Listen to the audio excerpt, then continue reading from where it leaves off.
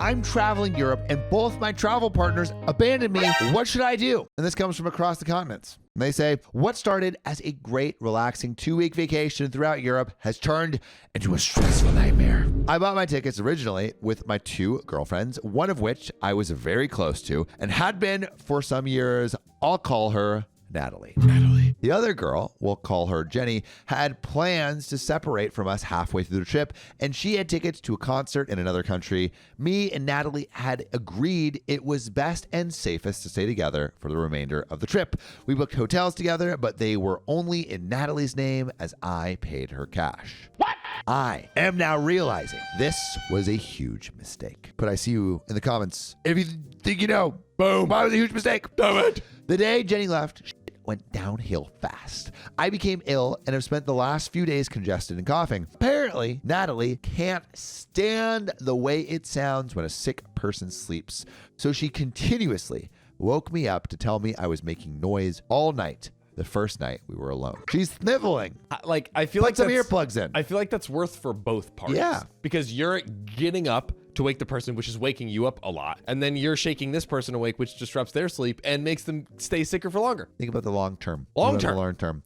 This resulted in no sleep for either of us and awkward tension the whole next day. We barely spoke, wouldn't even sit next to each other on the trams, and generally were uncomfortable. Sounds like a great start to the trip. Natalie insisted I buy medicine so she could sleep better, so I obliged and bought some cough and congestion medicine. I had a weird reaction to it, and it made me super dizzy, so I told her I was going back to our hotel to sleep it off. She didn't want to come with me because it was still early evening, but decided to for whatever reason. When we got back, we didn't speak at all, and she made it pretty clear she didn't want to. So resentment is building. She continued to wake me up through the night when I would start dozing off and say things like gross across the continents, stop, disgusting, so annoying. She mocked me when I would breathe too heavily. This morning, when I went to take a shower, she texted me from the other room to tell me I should stay back today and skip the 2 attractions we bought tickets for. When I told her I didn't want to lose money and suggested we go separate because she's clearly annoyed with me, she said, yeah, I don't really feel like being around your thickness all day. I mean, that's maybe the most fair thing she said this whole time. Yeah. Like, I just don't want to get sick. But maybe we be separate. That's fair. That is fair. But the way she said it, though. Yeah. The way she said it. Well, I mean, I said it. The way you said it. I know I said it so good that you thought it was her for a second. I think that's how she meant it. Yeah. Tensions blew up, and I told her I wanted to be alone today. Leave me alone. We've obviously been around each other too much and should take a break. Well, she agreed and said I should try to get a different hotel when we go to our last destination. And I told her, maybe. With the way she'd been asking, I would consider it anyway. And she replied, telling me, please do. And that she'd even refund me for the last night here if I got out sooner. I guess that's kind of good, though. Yeah. Like, I hate you Refund. so much that I would pay you to get out of my life. Yeah. Better than it costing you. Yeah. My biggest fear coming on this trip was being alone. But I literally cannot stay with this girl for the remaining 4 days. I feel like a leper. Someone she looks at as disgusting. Disgusting. Disgusting! Or a burden. Natalie told me she could easily tell them it's just her staying at the hotel. So my name would be taken off, which made me so angry that I was shaking. I decided right then and there to not get totally effed over and booked a last-minute hostel in our last destination where I'll be staying starting tomorrow. Natalie is now saying I have ruined the trip and that she's losing money by me staying by myself. I'm effing terrified. My family is freaking out and I just spent the last 10 minutes crying in a foreign Burger King bathroom. I'm so desperate to go home. I was looking into buying an earlier flight date, but I can't afford it. My friend is obviously over and the rest of this trip is now going to be spent alone with strangers in a place where I can't speak the language. Help me stay sane and give me some tips on traveling alone. TLDR, tensions boiled over during a 2-week vacation in Europe. Last minute change of plans leaves me alone for the next 4 days. Not experienced with this at all, and I'm really, really scared. And there is an update. But what do you have to say to this scared girl crying in a Burger King bathroom? Oh, I feel for you. I feel bad for you. That sucks. your friends sucks, and Your immune system sucks. your immune system sucks. Quite frankly, like we're just telling the facts here. Yeah. I think this is one of these situations where you kind of ride out the storm, you get through it, start making plans away from the roommate, because I think if you did a solo exploration and all this stuff throughout the day, you would have like these awesome days. Yeah. And at least You can still make this experience great. absolutely. Now, if you're too sick to like, I've been Too sick to move. too sick to move. When I was in Mexico, I got so sick I could not get up. That It was sucks. crazy. But Get a grip. if I know, dude, I should have told my legs, stop it. Yeah. Work. Immune system. Kick into gear. Yeah. But you're already going out and about. Just make solo adventures. Ride it out until you can, and take her up on her offer of like basically refunding you of staying with Yeah. at her place, and then maybe take that refund money and go somewhere else. There you go. Take the refund money, go somewhere else, enjoy your days. Also, I understand this idea of traveling alone is super scary. Like, I've traveled a fair bit, and I was pretty worried. I traveled Vietnam alone, and I was pretty worried on the outset of that. I was like, oh, I don't know what's going to happen. Like, And as a I've never woman, it's traveled totally alone. different. Opie's a woman, right? True. Yeah. Opie's a Yeah. woman. Very different. But like, also she's in Europe. Europe is like generally pretty safe. Yeah, I But think, yeah. yes, a very different experience. But I do think that traveling alone can be a beautiful, eye-opening experience and a chance for some true self-discovery away from everyone who's possibly judging you for snoring like a goblin during the night. So like, I feel like this could be a chance to know and understand yourself better and more fully, and you should take it. Yeah, I feel like nothing pulls your head out of the dirt and like makes you look at the world around you like a good solo traveling trip, especially to a place like Europe, or like somewhere that's like fun and exciting and new to explore. Yeah. I mean, stay safe, obviously, and go Of to course, like of course. the safe parts of town. But Europe, most parts of Western Europe are, they're fairly safe. Yeah, there's definitely like it can be very scary, and there are dangers, of course, of traveling as a woman. But there's like communities, there's all kinds of great things, and like we have lots of women friends who have like explored, traveled alone. My girlfriend has traveled all over. My the mom globe. traveled all over the world. Yeah, 100%. So there is an update. Oh, So due to tensions boiling over, my traveling partner and I won't be spending our time in Copenhagen together. We've been together for the last week and a half, and within the last 2 days, things got so bad. I bowed out of our hotel, got a refund, and booked a last-minute hostel room in Generator, Copenhagen. Any advice, suggestions of what to do to keep me busy, or even people in a similar boat as me? I heard there's some festivals going on, but that's all I know. And we have another update the next day. I posted yesterday about how scared I was to be alone in this nice city, but wasn't given much choice as my travel partner and I were simply not getting along. Well, I'm here, and I've never done anything like this before, so I'm super excited. So many of you PM'd me and commented offering to show me around, grab a beer, or just meet up and talk. I only wish I could stay a month rather than 2 nights, or I take you all up on meeting up. Gather round, friends, gather round. With that said, I'll be in Generator, Copenhagen if anyone is wanting to what? That's not a... No, you should not hit up any of those people. No. I have met up, me and my girlfriend met up with another couple traveling internationally, or traveling in Mexico. From where? From where? From Reddit. What? We found this couple on Reddit, and we were like, meetups, And it wasn't whatever. like a wife swap thing? It was just... No. Oh my God.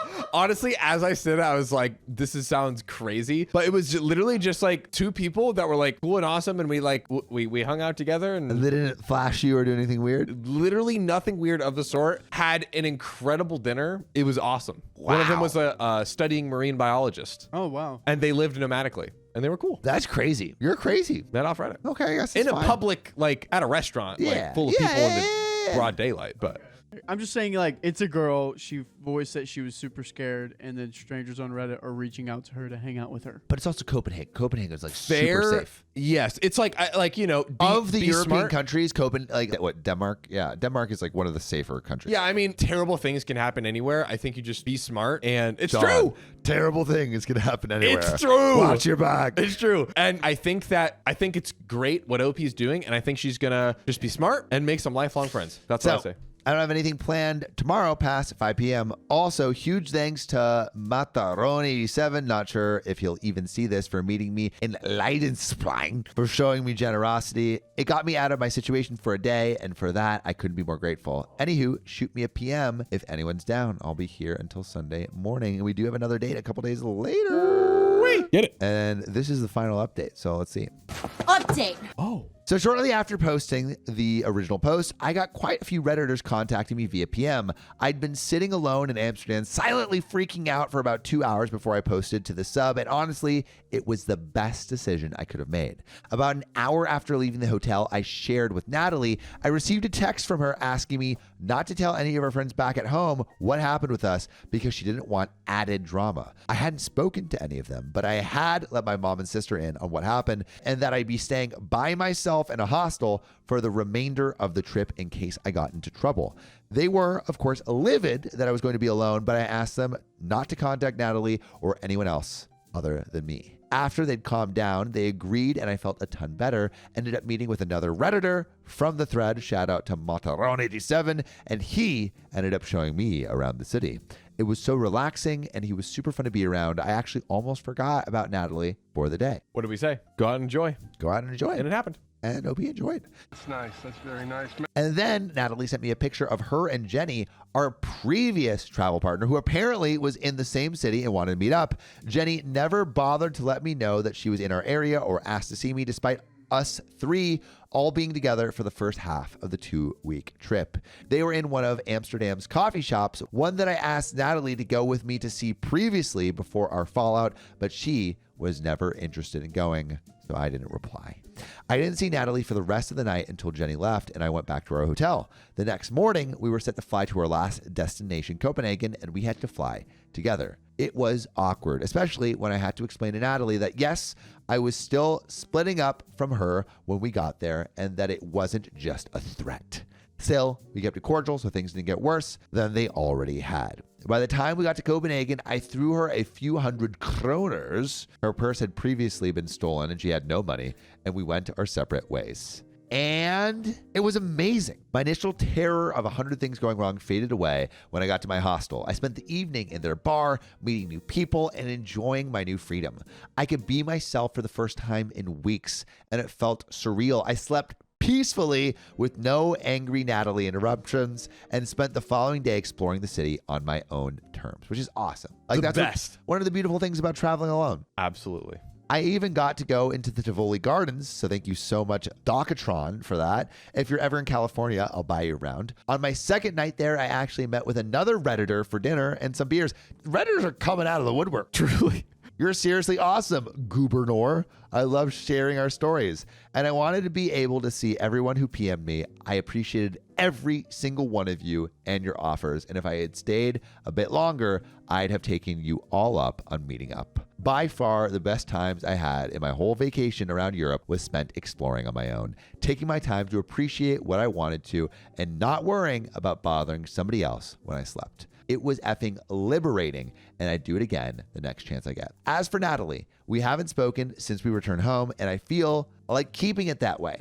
Sorry this wasn't a super juicy update, but I told people I'd update when I get back. Well, it's a wholesome update, which Amazing. is still juicy. We love it. I would gobble a wholesome, juicy update. Blurb it right up. So Sam, recently I've been really wanting to get back into skating, not like on a board. Yeah, but like roller skates. Roller skates? Well, you have already the dance moves, so I imagine if you got on skates, there's no stopping you. Exactly. But like, I got the skates. I love them. I'm excited. But my sister is like actually like a derby skater, like is legit. Oh. And she has like snapped her leg in half before. Oh, It's been bad. seriously? Yes. This Oh my is Yeah, I true. heard derby skating is nuts. They go They go hard. hard. It makes me a little nervous, but there is something I have in my back pocket that lets me just go hard in the paint and skate as hard as I want. Wait, to. what would it be? It's ZocDoc. ZocDoc is a free app and website where you can search and compare highly rated in-network doctors near you. And instantly book appointments with them online. And these docs all have verified reviews from actual real patients. We're talking about booking appointments with tens of thousands of top-rated, patient-reviewed, credible doctors and specialists. And you can filter for the ones that take your insurance. And treat basically any condition you're searching for. And the typical wait time to see a doctor booked on ZocDoc is between just 24 and 72 hours. Sometimes even the same day. I use ZocDoc, we use ZocDoc, and you should too. Go to ZocDoc.com/OKOP and then download the ZocDoc app for free, then find and book a top-rated doctor today. That's ZocDoc.com/OKOP, ZocDoc.com/OKOP. Let's get back to the show. TLDR, followed through on my plans to leave Natalie and get my own hostel. Ended up meeting a few Redditors, seeing the city on my own, and having the best time I'd had since going to Europe. Haven't spoken to Natalie since returning home and have no plans to. And there is one more relevant comment. Oh. Matarone87 says, I'm glad you had fun in Copenhagen. It was really nice to meet you and show you around in Amsterdam. And OP responds, you were awesome company. If I'm ever in Amsterdam again, which I plan to because I loved it, I'll let you know. And that is where this wholesome, juicy story ends. We love to see it. The power of Reddit. The power of Reddit. Reddit's on fire. And the power of travel and self-exploration and all of those things. Yeah. Is, I mean, I've met great. people from online before. Yes. That's a good point. We met Riley through online. Yeah. Riley See? slid into our DMs. Imagine we're like, oh, this crazy guy who came Yeah. from TikTok. I don't know. I don't It's kind of know. crazy. No. Yeah. What if we judged you, Riley? True. I don't know. Just she's alone. She's scared, and then random. I strangers- agree. We were alone and scared when you reached No. out to us. And before you know it, you were in our bed, in our house. It took like a few years, but yeah. Yeah, no, I think like OP was able to make some. I think we've both been in not similar scenarios in terms of the sickness, but being young and like traveling around like Europe and stuff, and just really, really, really good experience. So like when you were first traveling around Europe, how was like doing that during World War II? How many dead bodies did you see? I'm about to see one right now. Oh, Pow! That was Gotcha, dude. I was talking about Sam's comment, not yours. No, shut. Come on. That was 100% to my comment. John's was a That was banger. 100% to my Come comment. on. World War II. God. Oh my god, you came back, but I came back sharper. Anyways, you know what else is sharp? This next story. That it is. My fiance wants to take a week-long vacation with her ex. I refused. Well, she can just be your ex too. Yeah, that's exes all around. Yeah. I'm not sure if this makes me an a-hole or what. I'm sure jealousy and insecurities are right up there, but right now my head is spinning. I feel nauseated and I feel trapped because no matter how I respond, I have a feeling this is going to blow up in my face. By the way, this comes from user GiveUp23. If you want to submit your own stories, go to the r/OK Storytime subreddit. So, my fiance was married before for 4 years, and they had a son together who is a special needs child. I love the little guy, but I also understand that I'm not the dad here, and he is very involved in his life. From my understanding of the divorce, my fiance is the cause of it, and this was against the ex's wishes. Because of their son, they are in constant contact with one another and share joint custody. I've learned to live with that. He and I certainly don't love one another, but it's as cordial as it can be when the two of us are ever in a room together. Long story short, she informs me this week that he has found a specialist to look at their son's condition, and he wants them to all go at his expense for a consultation. No big deal, right? And if that were the end of it, I would be fine. However, instead of an overnight or even a couple of day trip, he wants it to be a weeks-long vacation where they will take their son to the specialist, but then to an amusement park that's close by, and a zoo, and shopping, and, well, anything else you would do on a vacation. Okay, so added information, they have a child together. That does add a little context. It's Special not needs just child, they have a kid, very Yeah. involved. Yeah, it's a little bit different.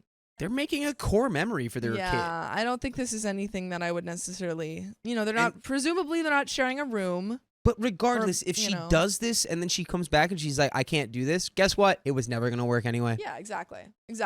They'll be sharing a room to save expenses. She's asking me if I would have a problem with any of this. I basically bit my lip and said that whatever was best for their son, I was all for it. I know she knew I was forcing that, so she said she wanted me to think for a couple of days about it, but that she did want to go. I think the only thing that would be reasonable for OP to say here is like, hey, I don't really want you guys to share expenses. Share a room.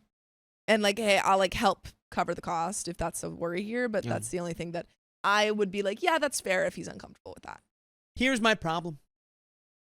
In my heart, I'm not okay with it. I would have no problem if they went for the consultation, and while I wouldn't be happy about it, I could even force myself to live with the one hotel room for one night. But a week's vacation, that is just too much for me. I know I should trust her, and I do, but I know this guy never wanted the divorce. She doesn't hate him, and as even said in the past, she feels bad for him because she's the one who changed and left their marriage. In a week's time, with their entire family unit together, crap can happen.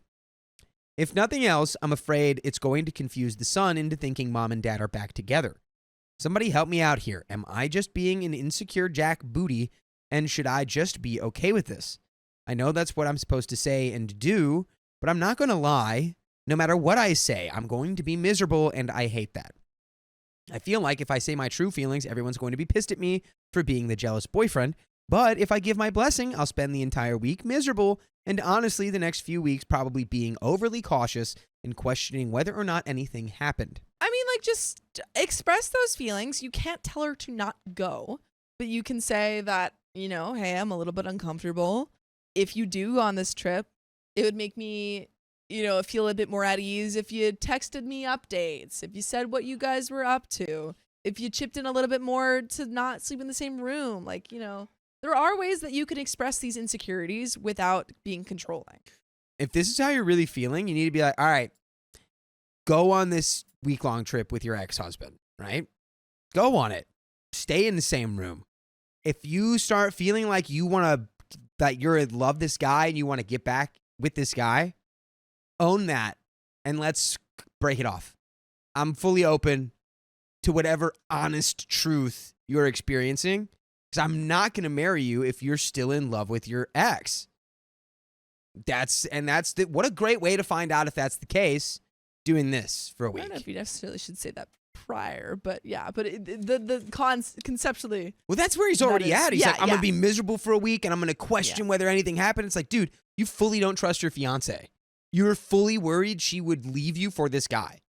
So I think you just need to express some of those. I think you can express your insecurities in a healthy way that does not come off as a controlling or accusing her of anything. I don't want this guy sleeping in the same room as my fiance because he did it for years when they were married and dating. Trusting someone's a lot harder to do in real life than it is in theory. Of course it is, but that's like part of a relationship. And we have some comments here. Number one, you're going to be this kid's stepfather for the rest of his life. Every time he interacts with his mother, he's going to be interacting with you. All this to say, if this is a family vacation, then guess what? You're part of the family, and you should go too. The four of you will have a great, if slightly awkward at moments, time. And she really shouldn't object. If you were just the boyfriend, that would be different, and you going might be a little weird, but if you're engaged to be married and are actually serious about it, that weirdness needs to be outside your marriage, not inside it. It's you and her son, and then it's everyone else. The only thing that I would say for that one, because he's special needs, there might be a little bit more complexity in that. Hopefully he's comfortable with OP, but we don't know what that situation is. Yeah. So not we really don't know. Maybe he is comfortable and it would be fine, but I think it's something you could ask. If she refuses and is valuing her ex's feelings over yours, you need to stop and consider how you will feel if that continues for the next 20 years. Comment number 2 says, tell her what you told us. She even asked you how you felt about it, and then you lied. Your opinion counts. Tell her how you feel. OP says, I don't feel like I lied as much as I forced out an answer that I thought I was supposed to say, which is which just was called lying, to dummy. Which was contrary to what you were feeling. Yeah, I'm not sure if I lied so much as said something I wasn't true. Believing. I know it's semantics, but that's where my head is anyway. She's looking for my approval. I can just tell by the way she's asking and what she's said. I think if I make it clear I'm not happy, she won't go. But then I fear long-term resentment on her end. And here's an update. Folks, I'm sticking 100% to my theory here, dude. I'm saying if I was engaged, if I'm getting married to somebody, right? If I'm already like, all right, let's do this. I'm not worried about your exes. Are you serious? I'm going to marry you. It's like if you wanted, I don't know. I'm already not worried. Cheat, they're going to cheat. Someone wants to be with their ex, they're going to be with their ex. If your position is like, oh, I'm worried that something could get rekindled from this trip, then you really actually have to do the horrifying, scary thing and going, hey, go on that trip. Yeah. You know, I'm not going to tell you how to be. Yeah. I think you can tell her where you're at. You can be like, I'm worried it might. Yes, but you know what? exactly. If it does, I'm not going to hate you about it. I'm not going to let's be real. Yeah. Tell me what happens. If it happens, thank God, right? Yeah. It's good it happens now instead of later. Let's get into this update, folks. We still got plenty of story left. She came to me today and asked me again about going, and I took everyone's advice, gathered up my courage, and in a calm and relaxed manner decided to share my feelings with her. She calmly agreed with me that it was very unusual and really felt like nothing bad was going to occur, but since she loved me and respected my opinion, she was only going to go for the consultation and then return. And there you go. You communicated. You told her your insecurities without accusing her of anything. And it worked out. Yay. Ooh, yeah, that's the way I wish it would have No, went. what? Come on! For F's sake, this blew up bigger than a goddamn atom bomb with all the effing drama reserved for reality TV. She asks me, and I sit down and start to give her my thoughts on the subject. Now, mind you, right out of the gate, I said that I trusted her and did not believe anything would happen. But immediately, I could see her tense up for a fight, and I didn't even get to finish my well-crafted speech before she called me an immature child, a control freak, and an a-hole. Not necessarily in that order. I don't trust her anymore. Yeah, this is making me I a little don't suspicious trust her now. anymore. That's a pretty suspicious reaction. We can only venture how these things were said. Anyways, she rotated between telling me she was just going to cancel the entire thing to telling me to kiss her butt. She would do as she pleased. I mean, she went on for what must have been a half hour, but it seemed like 3 days. The fact that I said I trusted her seemed to make it worse, because if I trusted her, then this shouldn't even have been an issue. I asked about going, and she said it wasn't either of our places to decide that because her ex was paying for everything, which I then brought up how uncomfortable I was with that. Of course, she threw her special needs son in my face, which I kept explaining over and over how I wanted them to get the consultation, and I wanted her to be there for that. But I just wasn't cool with the entire vacation plan. She did not understand why. And since I couldn't articulate anything other than it made me feel disrespected and uneasy, she decided that I was insecure and controlling. She kept asking me if I thought she was going to have spicy sleep with him with their child right there in the room with them. I said, of course not. But it wasn't just the spicy tango that was bothering me. I admitted that jealousy had reared its ugly head, but I asked her how she would feel if I went on a week-long vacation with my secretary from work. Well, yeah, that's different. That's not a one-to-one. Yeah, well, you might have just made it worse, buddy. Yeah. That was even worse Shocking. because now she started accusing me of wanting to have spicy sleep with my secretary. Yeah, you played yourself there, buddy. I just basically said to do what you want to do. I'm sorry I feel this way. I probably shouldn't have said anything, but I felt by staying silent, I would have ended up hating myself. She said her son comes first, which I immediately said is fine, and that while she has no feelings for her ex romantically, she does care about him as a person and as the father of her son, so she wasn't going to disrespect him by bringing up this nonsense to him. Hey, huge red flag. What are we talking about? Her acting like this is like the most ridiculous thing is This now feels like major projection. you're so suspicious. Yeah, I'd be like, oh, yeah, I really don't trust you now. Ay, ay, ay. She said my entire thought pattern was an insult to her, and she does not know where this leaves us. I basically said that I was done talking with her for the day because after that, I might say things that I couldn't take back and needed time to think, so I left. About an hour later, I got this text. Quote, I can't believe you are throwing us away over something so stupid. I replied back with, I didn't know I threw away anything.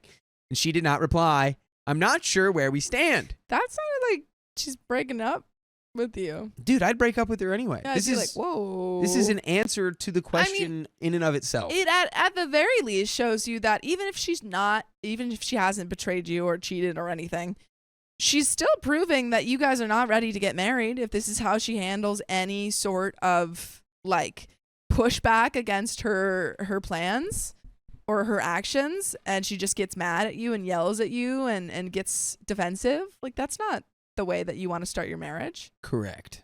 Well, you've now got a much bigger problem than just the vacation. Your fiance is a terrible communicator who uses multiple manipulation tactics, like straw man arguments, belittling you personally, name calling, dominating the conversation, passive aggressive texts that imply you're the reason the marriage is off when she's the one threatening to end it. and she won't consider or even listen to your feelings. That is not someone who can have a successful marriage. Seriously, there's no way someone who is that bad at communicating and that unwilling to respect her partner's feelings can be a good wife or husband if the genders were reversed. Do not move forward on this marriage until you've seen a relationship counselor for multiple sessions and you've seen concrete proof that her ability to deal with conflict has changed. Marriage is full of compromise and disagreements, and right now she can't handle either without resorting to blame throwing, name calling, and threats. Anyway, there is another update. Let's get into it. So after I sent my text to her, she never replied. I decided that no answer was my answer and just accepted that she was going to do whatever she wanted, and I would take that long weekend to decide whether or not I could live like this. It took me all of 20 minutes of self-talking. Yeah, apparently I'm crazy because I talk to myself. I just decided that the last text would just serve as the last text. Didn't work out that way, though. Sure enough, last night, she texted me again and said, quote, "Well, are you going to come over and talk about this?" I just replied back with, "There's really nothing to talk about. You've made your decision clear, and it's your choice." She replies with, "So you're okay with this?" I was stunned. She honestly thought that me saying this was me approving of this. I was stunned. She honestly thought that me saying this was me approving of this. I'll paraphrase what I wrote to her because it was quite lengthy, but in essence, I told her that no, I was not okay with this. However, since we were now no longer together, she's free to do what she wanted to do.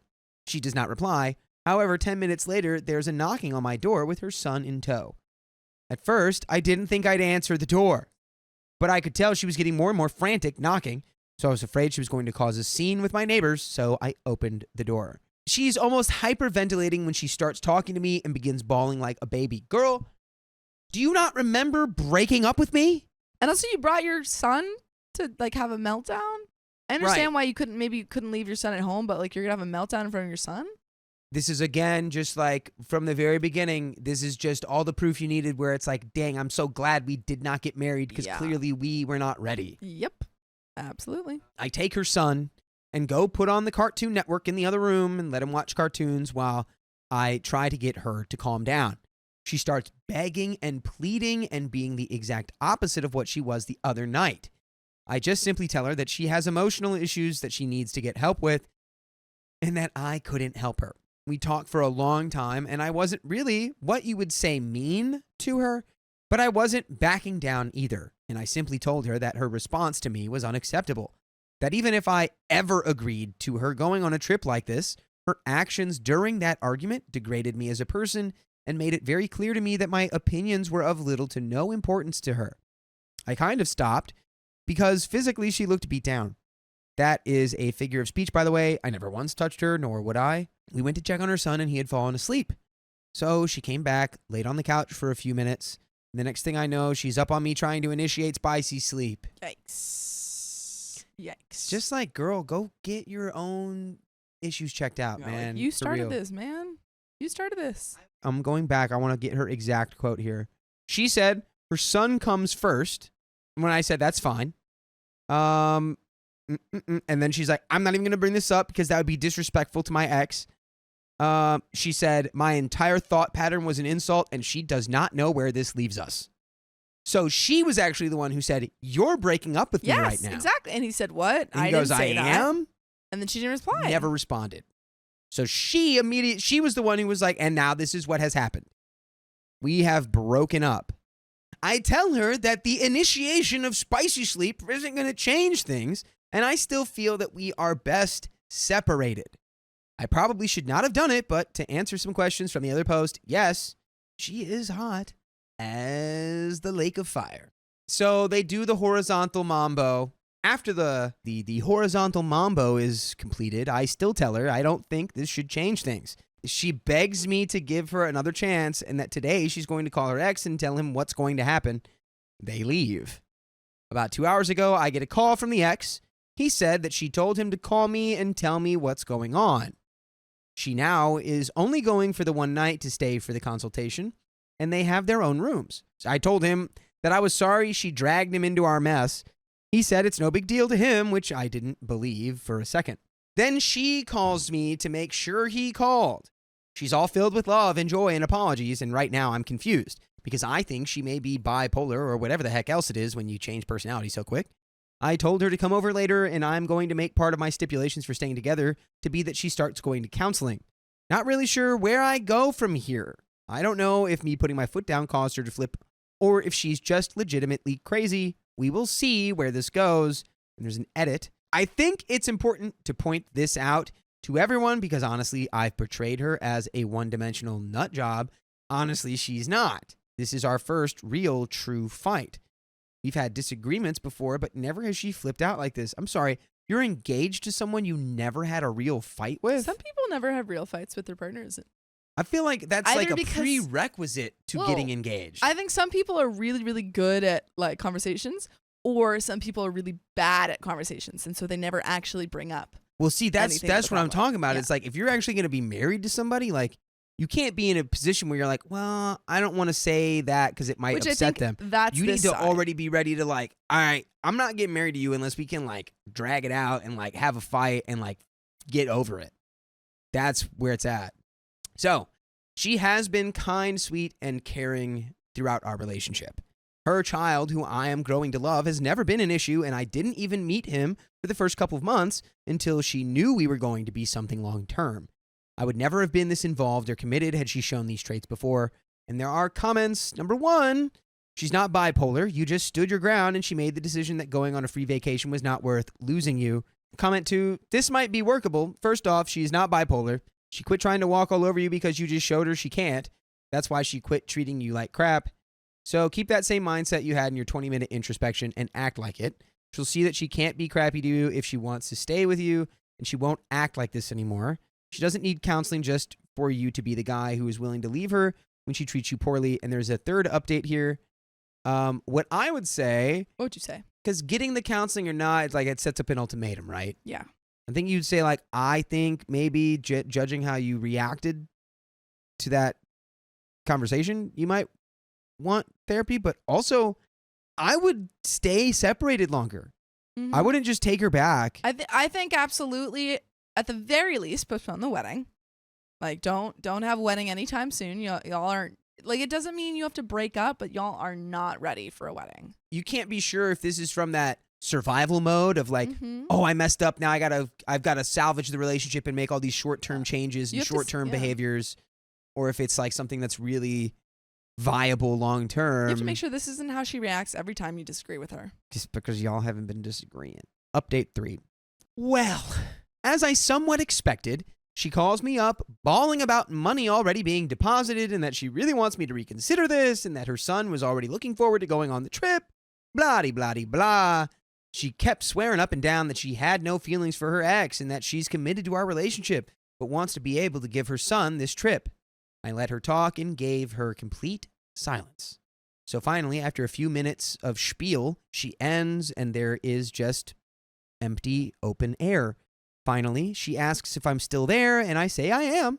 She wanted to know what I thought now. I said in a very calm manner, if I wasn't comfortable with this before, nothing has changed to make me comfortable with this now. You said you would stay that one night and return.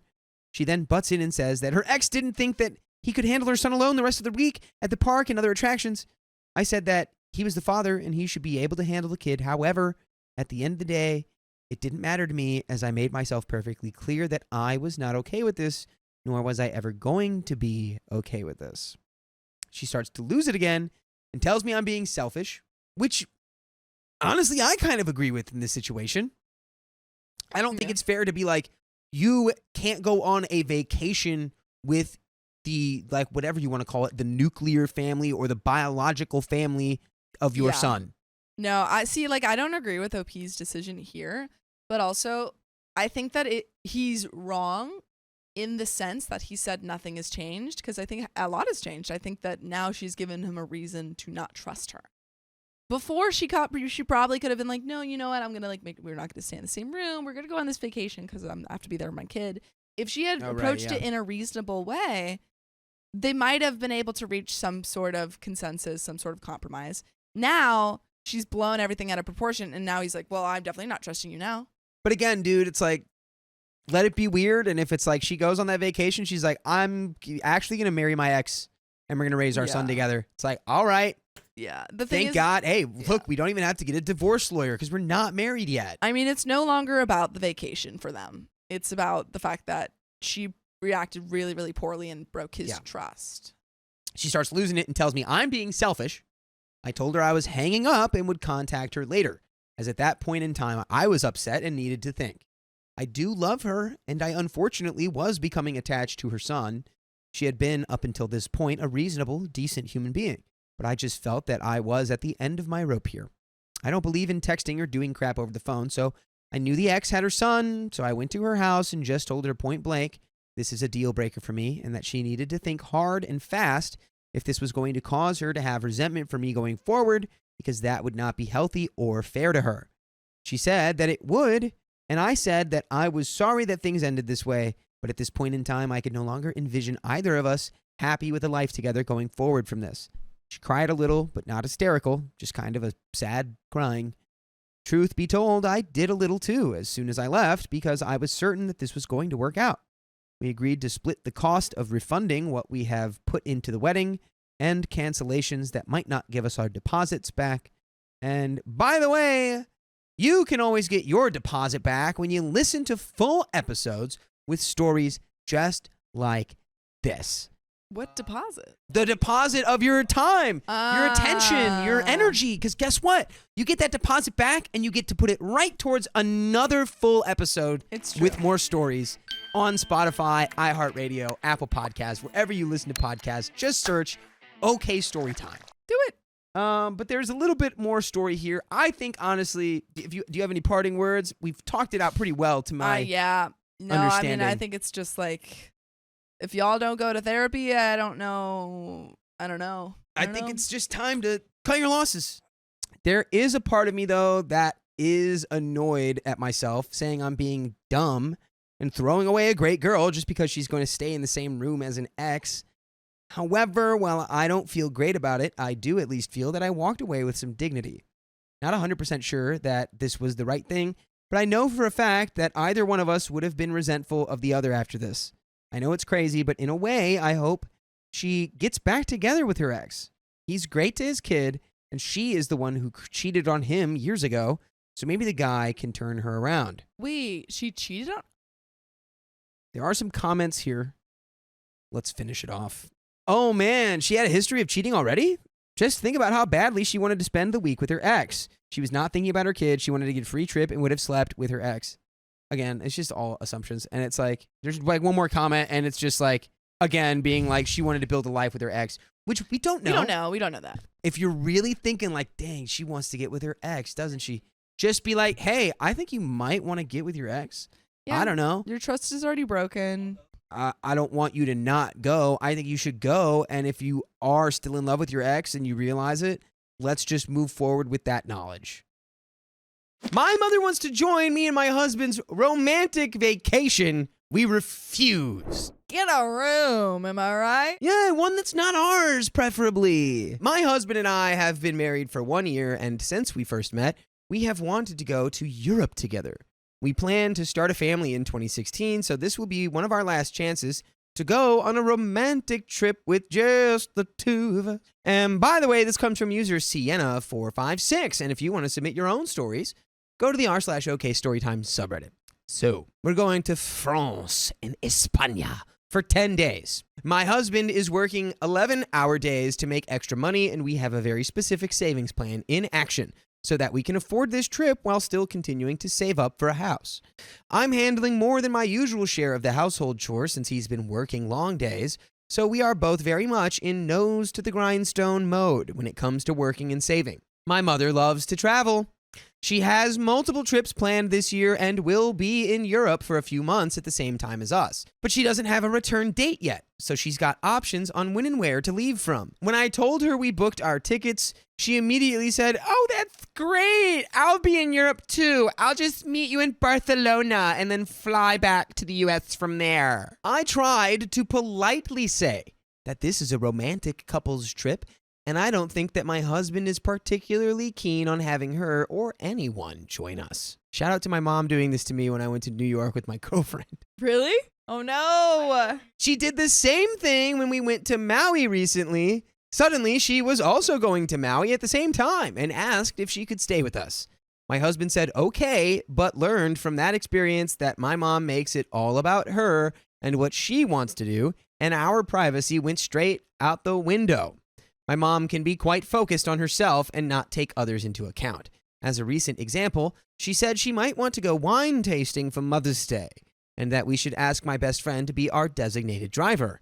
My best friend is married with a 2-year-old and another baby on the way. It hadn't occurred to my mom that she would want to celebrate Mother's Day with her child and family rather than shuttling us to different wineries while pregnant, so she couldn't even indulge in the tastings. Just an example of how everything revolves around her and why having her join us on the trip would mean sacrificing our ability to do what we want and focus on our plans.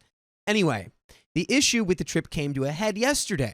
We celebrated Mother's Day on Saturday since she lives about 3 hours away, so that allowed for her to travel back home on Sunday. We went sightseeing in San Francisco, where I live, and walked across the Golden Gate Bridge. I treated her to a nice lunch at a place of her choice. We went to a wine bar, and then that evening my husband and I took her out to dinner, and then spent that evening playing poker, which is her favorite game. The next morning we made French toast for breakfast, and I gave her a gift. As she was getting ready to leave, she said, "Where's my card?" What? You really need a card? Come on. After all that, where's my piece of paper? My piece of paper that I'm not going to keep. My mom's also weird about cards. Really? My brother's anti-cards. He's like, you could just tell me happy birthday. You don't need to write it on a card that I'm going to throw away. She's not weird about cards. She just is a big fan of them. And I just think that's a generational difference between us and them. Anyway, I had been running around the day before to get ready for her, and it slipped my mind. By the time I realized, it was too late, but I figured we were spending so much quality time together that a card wouldn't make much of a difference. She got really upset about how I didn't even get her a card, and then I started to get offended. I went out of my way to make a nice weekend for her, and she started acting like none of it mattered because I didn't buy her a $2.99 card from the corner store. She also complained that I hadn't written a paragraph tribute to her on Facebook for Mother's Day like all the other girls, quote unquote. It's like, no, I'm just not a big Facebooker. Facebook's confusing. There's too much going on over there on Facebook, in my humble opinion. I usually just scroll and look at the funny memes on Instagram and TikTok. Rotten brain. She left in a huff and then started texting me that I'm rude and she's actually also really hurt that we didn't want to see her in Europe. That is probably what the whole thing was about, since we'd been discussing the trip the night before. I have been trying to be so diplomatic about the trip and am basically just communicating my boundaries with her. My husband does not want his mother-in-law along for our romantic couples getaway. He is working his booty off for his vacation and does not want to compromise in the interest of just being polite. My mom gets very entitled and says, well, I'm the mother. You should be happy to see me, and he should be happy to do what I want. So my question is, how do I resolve this? How do I communicate that she is infringing on our trip without hurting her feelings or getting into continued arguments? I don't want to give in and say she can come, but I also don't want her to feel rejected, like we don't want her around, even though we will be relatively close to each other in Europe at the same time. How do I get her to understand while still sticking up for myself and avoiding drama? And we have an edit here. But before we get into that, Angie, what would you do in this scenario? Your mom is like, I demand to see you and Riley for 10 days while you're on a romantic trip in Europe. That's just too much. I think just you can calmly explain to the mom and just be like, hey, we do love you. And you have to repeat that a lot because she'll forget as soon as she stops hearing those words. We do love you and we love spending time with you. But we originally planned this out as like a romantic getaway for like some alone time. You know, maybe we can like meet up for lunch at one point or something, or have dinner together, because that would be cool. You know, you happen to be traveling together. How often do you see other people in a different country? It would be like a fun thing to be like, oh my God, we're having lunch at a cafe in Spain. Isn't that crazy? Okay, that's the moment. It has happened. Goodbye now. You can have the rest of your trip together. Yeah, I completely agree. I don't think there's a way, though. So OP was like, how do I do this without hurting her feelings? I don't think you can. I think there's an element of her that probably will still be upset, even when you offer, like, let's do this, let's do the lunch, let's spend maybe an afternoon together instead of like multiple days or like half the trip, whatever. We have an edit. A lot of comments on me telling her my husband doesn't want her there, but not saying that I don't want her there. I phrased things as we, but try to also point out my husband's take because for years she has seen me as her travel partner and doesn't seem to get that I'm married now and we have to take his feelings and wants into account when discussing his/our vacation. It's my attempt at trying to get her to see that my situation has changed and bunking together on vacations isn't an option anymore. I could probably own it more though, as she doesn't seem to get the point anyway. And now we have an update. Okay. But the fun thing is that you can leave. Don't let her into the hotel room. Don't let her stay with you at the hotel. Well, let's get into the update. I did want to clear up one big misconception. In the interest of brevity, I didn't include every conversation that I had with my mom in which I told her no, and instead wrote my most important reason, which is that my husband should not have to compromise on his vacation to keep someone in my family happy. A lot of people took this to mean I was throwing him under the bus, when in reality, the conversation went more like this. Actually, this is a romantic couples trip, Mom, not a family vacation.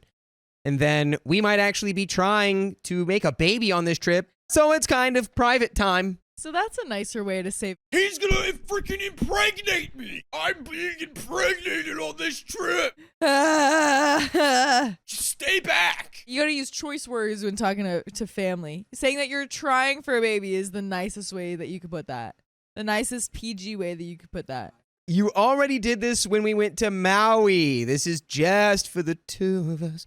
And finally, do you really think that husband is going to want his mother-in-law along for a romantic getaway? So OP said all of these things. That being said, I did find the advice to leave him out completely really helpful. As someone pointed out, that I don't want to give her the opportunity to pinpoint him as being the problem and place blame there. So moving forward, I left him out completely. A couple of days after the fight, I called my aunt, my mom's sister, who is the reasonable version of my mother. She agreed that I was right to tell her she's crossing a line, but also had some insight that I hadn't yet heard. 2 of her kids have gotten married in the last couple of years, and she said that as a mom, it's been really hard to adjust to sharing her kids with a new spouse and in-laws. That as a mom, it can be a painful process, but that it comes along with the job, and she's had to learn to let go and not take it personally. Since I've always been my mom's traveling partner and am an only child, and she doesn't have a boyfriend or spouse, this is a change. And my mom needs to learn that even though it hurts her, we aren't doing anything wrong or unreasonable by requesting our privacy. So after all my helpful Redditors telling me I need to lay down the line, not to give in and not to compromise, and then the validating conversation with my aunt, I felt completely ready to call my mom 1 week later and try to knock some sense into her. I don't know if that's the phrasing I would use in that case, but let's continue. I use talking points such as, this trip is not meant to exclude you specifically. We are not inviting anyone else. There will be a family vacation in the future. This is just not one of them. This relationship is a two-way street. Neither of us owes the other anything, and we are in each other's lives by choice. You need to respect my boundaries, and I will do the same. You guys, it was like talking to a brick wall over here. She was still even throwing a fit about the stupid card. I was prepared for the fact that she might not see anything past her own nose, so I ended the conversation by saying, I want you to talk to my aunt to get some clarity on this for your own sake. I am not changing my mind. Over the weekend, she left a message and started texting me. She didn't reference the fight or the trip. It was as if nothing had happened. I'm not really sure what this means or if I should dig any deeper, but I think it means I won the battle. I have learned a valuable lesson in telling her more details than she needs to know. And by the way, you can listen to all kinds of details that I think you really need to know in the full episodes with stories like this that you can find on Spotify and iHeartRadio and Apple Podcasts, wherever you listen to podcasts. All you got to do is search OK Storytime, and there you'll find over 1,270 hours worth of stories for you to listen to. That's crazy. Can you imagine like a 1,270-hour movie? I cannot. You've got one, but it's got no pictures and it's just in your ears. Longest audiobook ever. Wherever you listen, you can listen to the movie of OK Storytime. There's a little bit more left. I like what we've done. Yeah, I think OP explained it in the best way possible. And at the very end, you know, acknowledge that you simply can't explain anything to this mom and she's not understanding anything. So just, yeah, send her off to the aunt who can do better. Sounds like she gained perspective from her sister, but let's go finish the rest of the story. My husband and I were actually reviewing our itinerary and realized that it would be very easy to meet with her for one day in Barcelona without disrupting our trip too much. See, she didn't get perspective from the aunt. This is the realization that it's like, oh, well, I guess we could just meet her for lunch. And it's like, you've done all this. If you would have just like realized that, we could just literally meet her for lunch. Could have bypassed all of this like turmoil. Just been like, yeah, we'll get lunch. Just lunch, though. He said he's open to meeting with her, but at this point, I feel like it's rewarding a child for bad behavior. Really, you've just already dug your heels in too far where now it's kind of embarrassing to change your mind. I fought really hard to get our space, and for that alone, I'm not willing to budge. For what it's worth, he looked relieved when I said this, so I am sticking my heels in the ground for both of our sakes. And that is the end of that story. And hey, it's fair. I would probably do the same thing. If you go through all that and then you realize like, oh, dang, maybe we could. It's like, no. You've already done so much to not have it happen. You're now committed to it not happening entirely. I canceled a trip with my cousin because her sister wants to tag along. You gotta pick one or the other. You Only can't one both cousin. go. Every year, my cousin Millie, 31 female, and I, 29 female, take a big trip abroad. This year, we were heading to Italy for 3 weeks, and I had planned everything. Suddenly, our other cousin Carrie, 29 female, wanted to tag along, claiming it's her dream trip. Here's the issue. Carrie and I don't talk. By the way, this comes from Mysterious Froyo 42, and if you want to submit your own stories, go to r/OKStorytime subreddit. We used to be close, but in 2022, she didn't invite me or my entire family to her wedding, including my dad, her direct uncle. To this day, we have no idea why. Carrie refused to explain, and my aunt kept giving different excuses.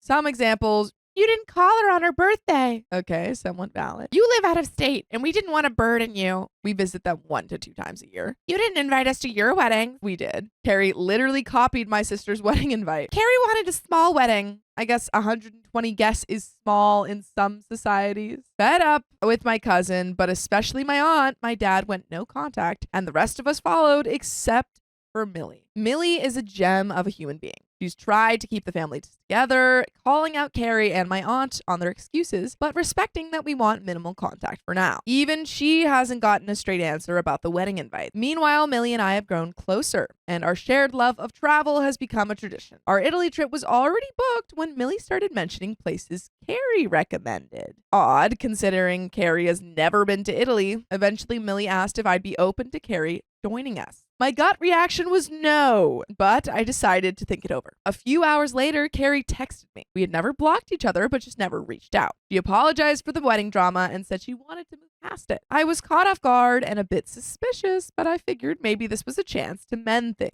We chatted for a few days, and she shared how her in-laws mistreated her and supposedly controlled the wedding guest list. At first, I sympathized. I even started feeling guilty about not wanting her to come. Then we talked about Italy. She had a list of luxurious recommendations. Think specific restaurants, private tours, high-end hotels, and that's when she slipped up. She casually mentioned quitting her job on a whim, being between jobs, and how her husband was tightening their finances. Then came the punter. She asked if she could pay me back for the trip later. Here's the thing. I don't really lend money to people. For some reason, I don't ever get it back. Let me know if this is a shared experience or if I just got walked over far too many times. I laughed at it and said, no. I could tell she was a bit shocked. Come on, I know you have the money. That's not the point, I told her. If you can't afford the trip up front, you don't get to go. You pay for Millie. I laughed again. I don't, and you're not Millie. Then she said, which got me super heated, it could be the wedding gift you never gave me. I wished I could have slapped her through the phone. I couldn't find the words, and at the risk of saying something horrible, I just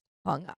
Yes, I make good money, especially compared to my cousins. Millie pays her own way, but I cover a little extra, about an 80-20 split, so she can enjoy some luxuries with me. I do this because I genuinely love traveling with her and enjoy her company. I also don't want finances to be the reason why we wouldn't be able to experience something. She always finds little ways to pay me back, usually by covering meals and snacks, even though I tell her she doesn't have to. I also do this because Millie is incredibly hardworking. Carrie, on the other hand, has a habit of quitting jobs, taking a year off, and then quitting the next one. It's the biggest reason she's never traveled internationally. I asked Millie if she told Carrie about our arrangement, and she admitted she had mentioned it after our last trip, but didn't think Carrie would remember, let alone ask for a similar deal. She was surprised Carrie even reached out, but still wanted her to come. I told Millie that if Carrie goes, I won't. Carrie can pay me back for the hotel, and I'll find another trip to take with my airline credit. Millie asked me to wait, but I never heard back. Then last night, my dad called. My aunt reached out, calling me a horrible person for not helping her daughter just this one time and saying it was just a stupid wedding. Just a wedding? Just a wedding. My dad normally ignores her, but this time he wanted to check in. After I told him the full story, he and my mom took my side. He told me to ignore my aunt and cousin. I did. However, other family members from my dad's side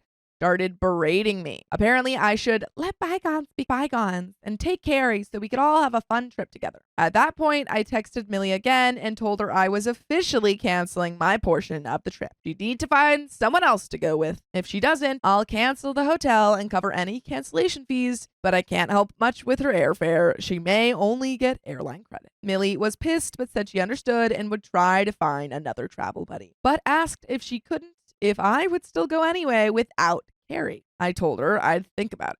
Now I feel bad for putting her in this position, but am I really the a-hole here? I mean, no. You had original plans with someone and she's the one changing it. Yeah. I mean, like, I don't know. I get, like, I feel like it would be a little easier, or I would think it would be easier to say yes to the trip if Carrie just wasn't going to go in the end. But I can also understand, like, this whole thing being just, like, a headache and being like, you know what? I don't even want to go anymore. Well, it seems like OP is open going on the trip if Carrie doesn't go. It's just right now it seems like Millie's still on the Carrie's coming. Yeah. Thanks so much for all the advice. When I mentioned the 80-20 split, I meant that Millie covers 80% of her expenses while I pitch in for about 20%, mainly for some pricier experience.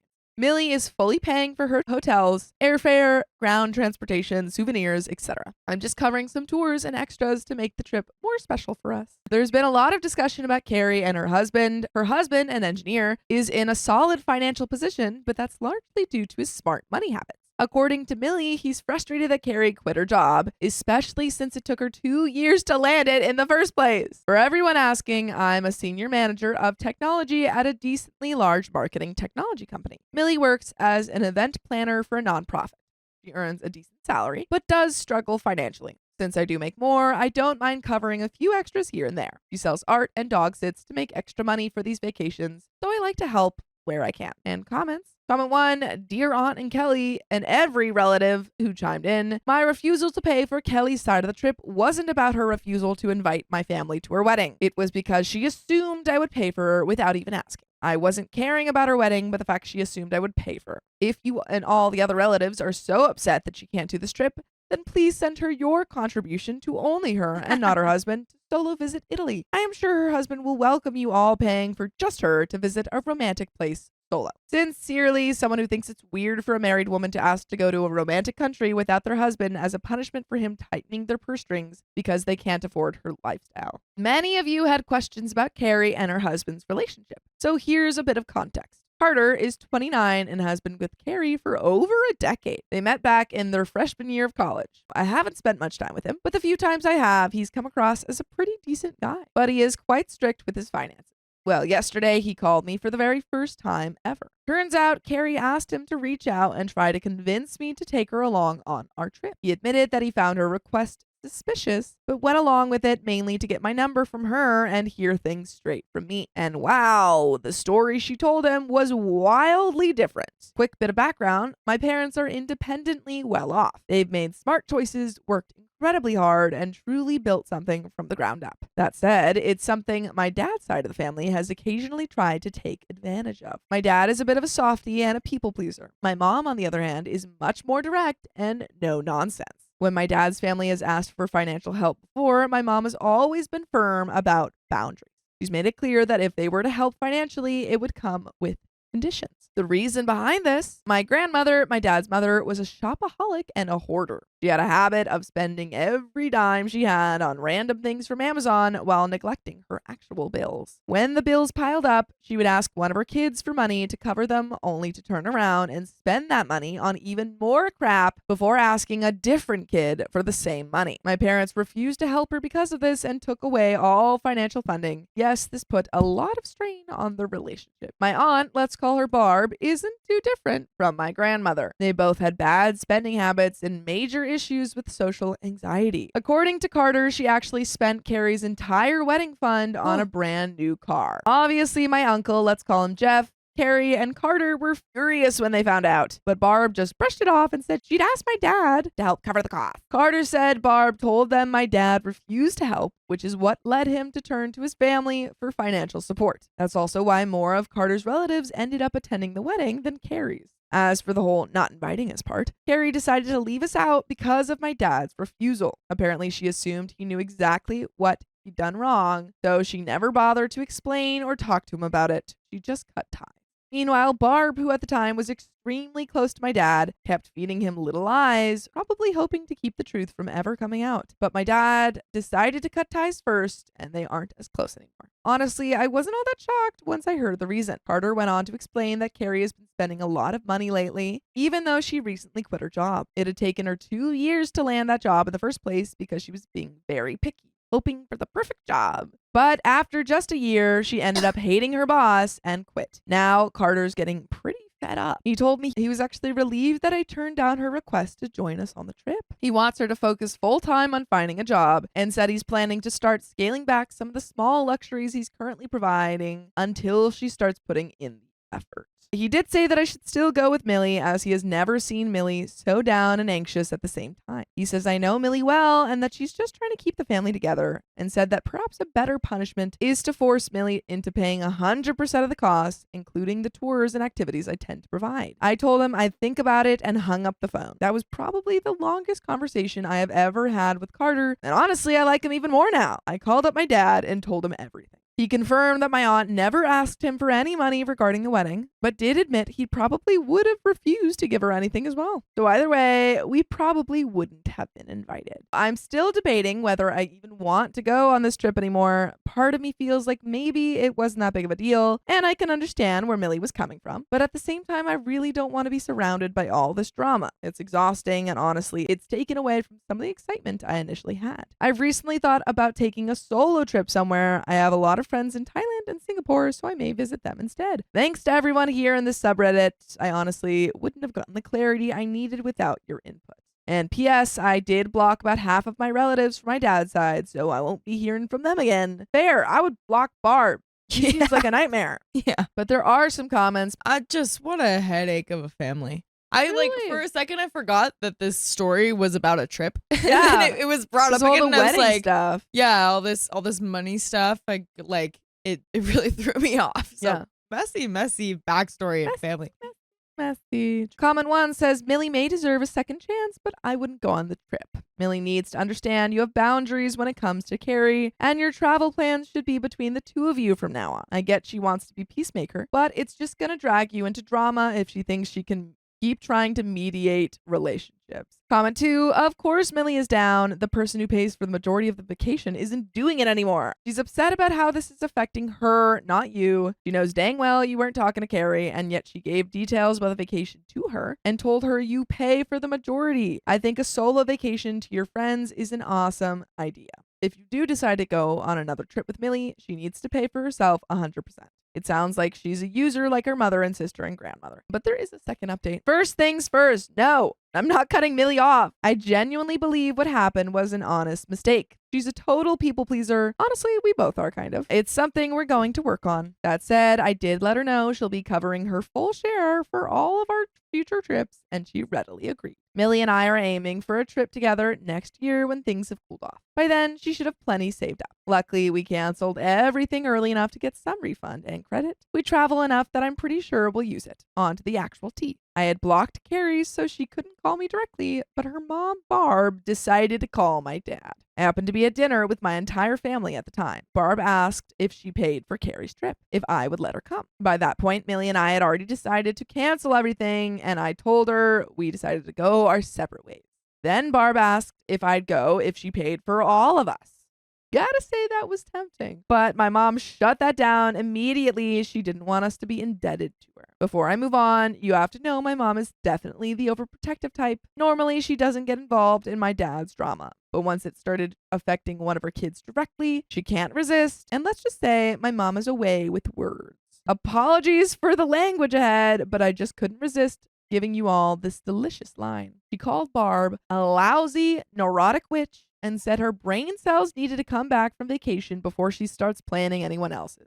Then she added that the bottom of her foot is prime real estate for scum like her. Oh Wait, my God, there it was keeps more. going. There was more. And if either her or Carrie brings this up again, they're getting a personal tour of it. Heel first. My mom's a real estate agent, by the way. That shut Barb up real quick, and she hung up. Now, I know I shouldn't condone violence, but honestly, my sister, brother, and I couldn't stop laughing. She later told me she got that line from one of her colleagues. Never thought she'd use it, but glad that she did. Now here's the part I know all of you nice people will enjoy. Carter called me up yesterday to tell me about Carrie's meltdown on this whole mess. He said her spending was literally unaliving him and that he's taking some space from her now. But he's not planning a divorce, ...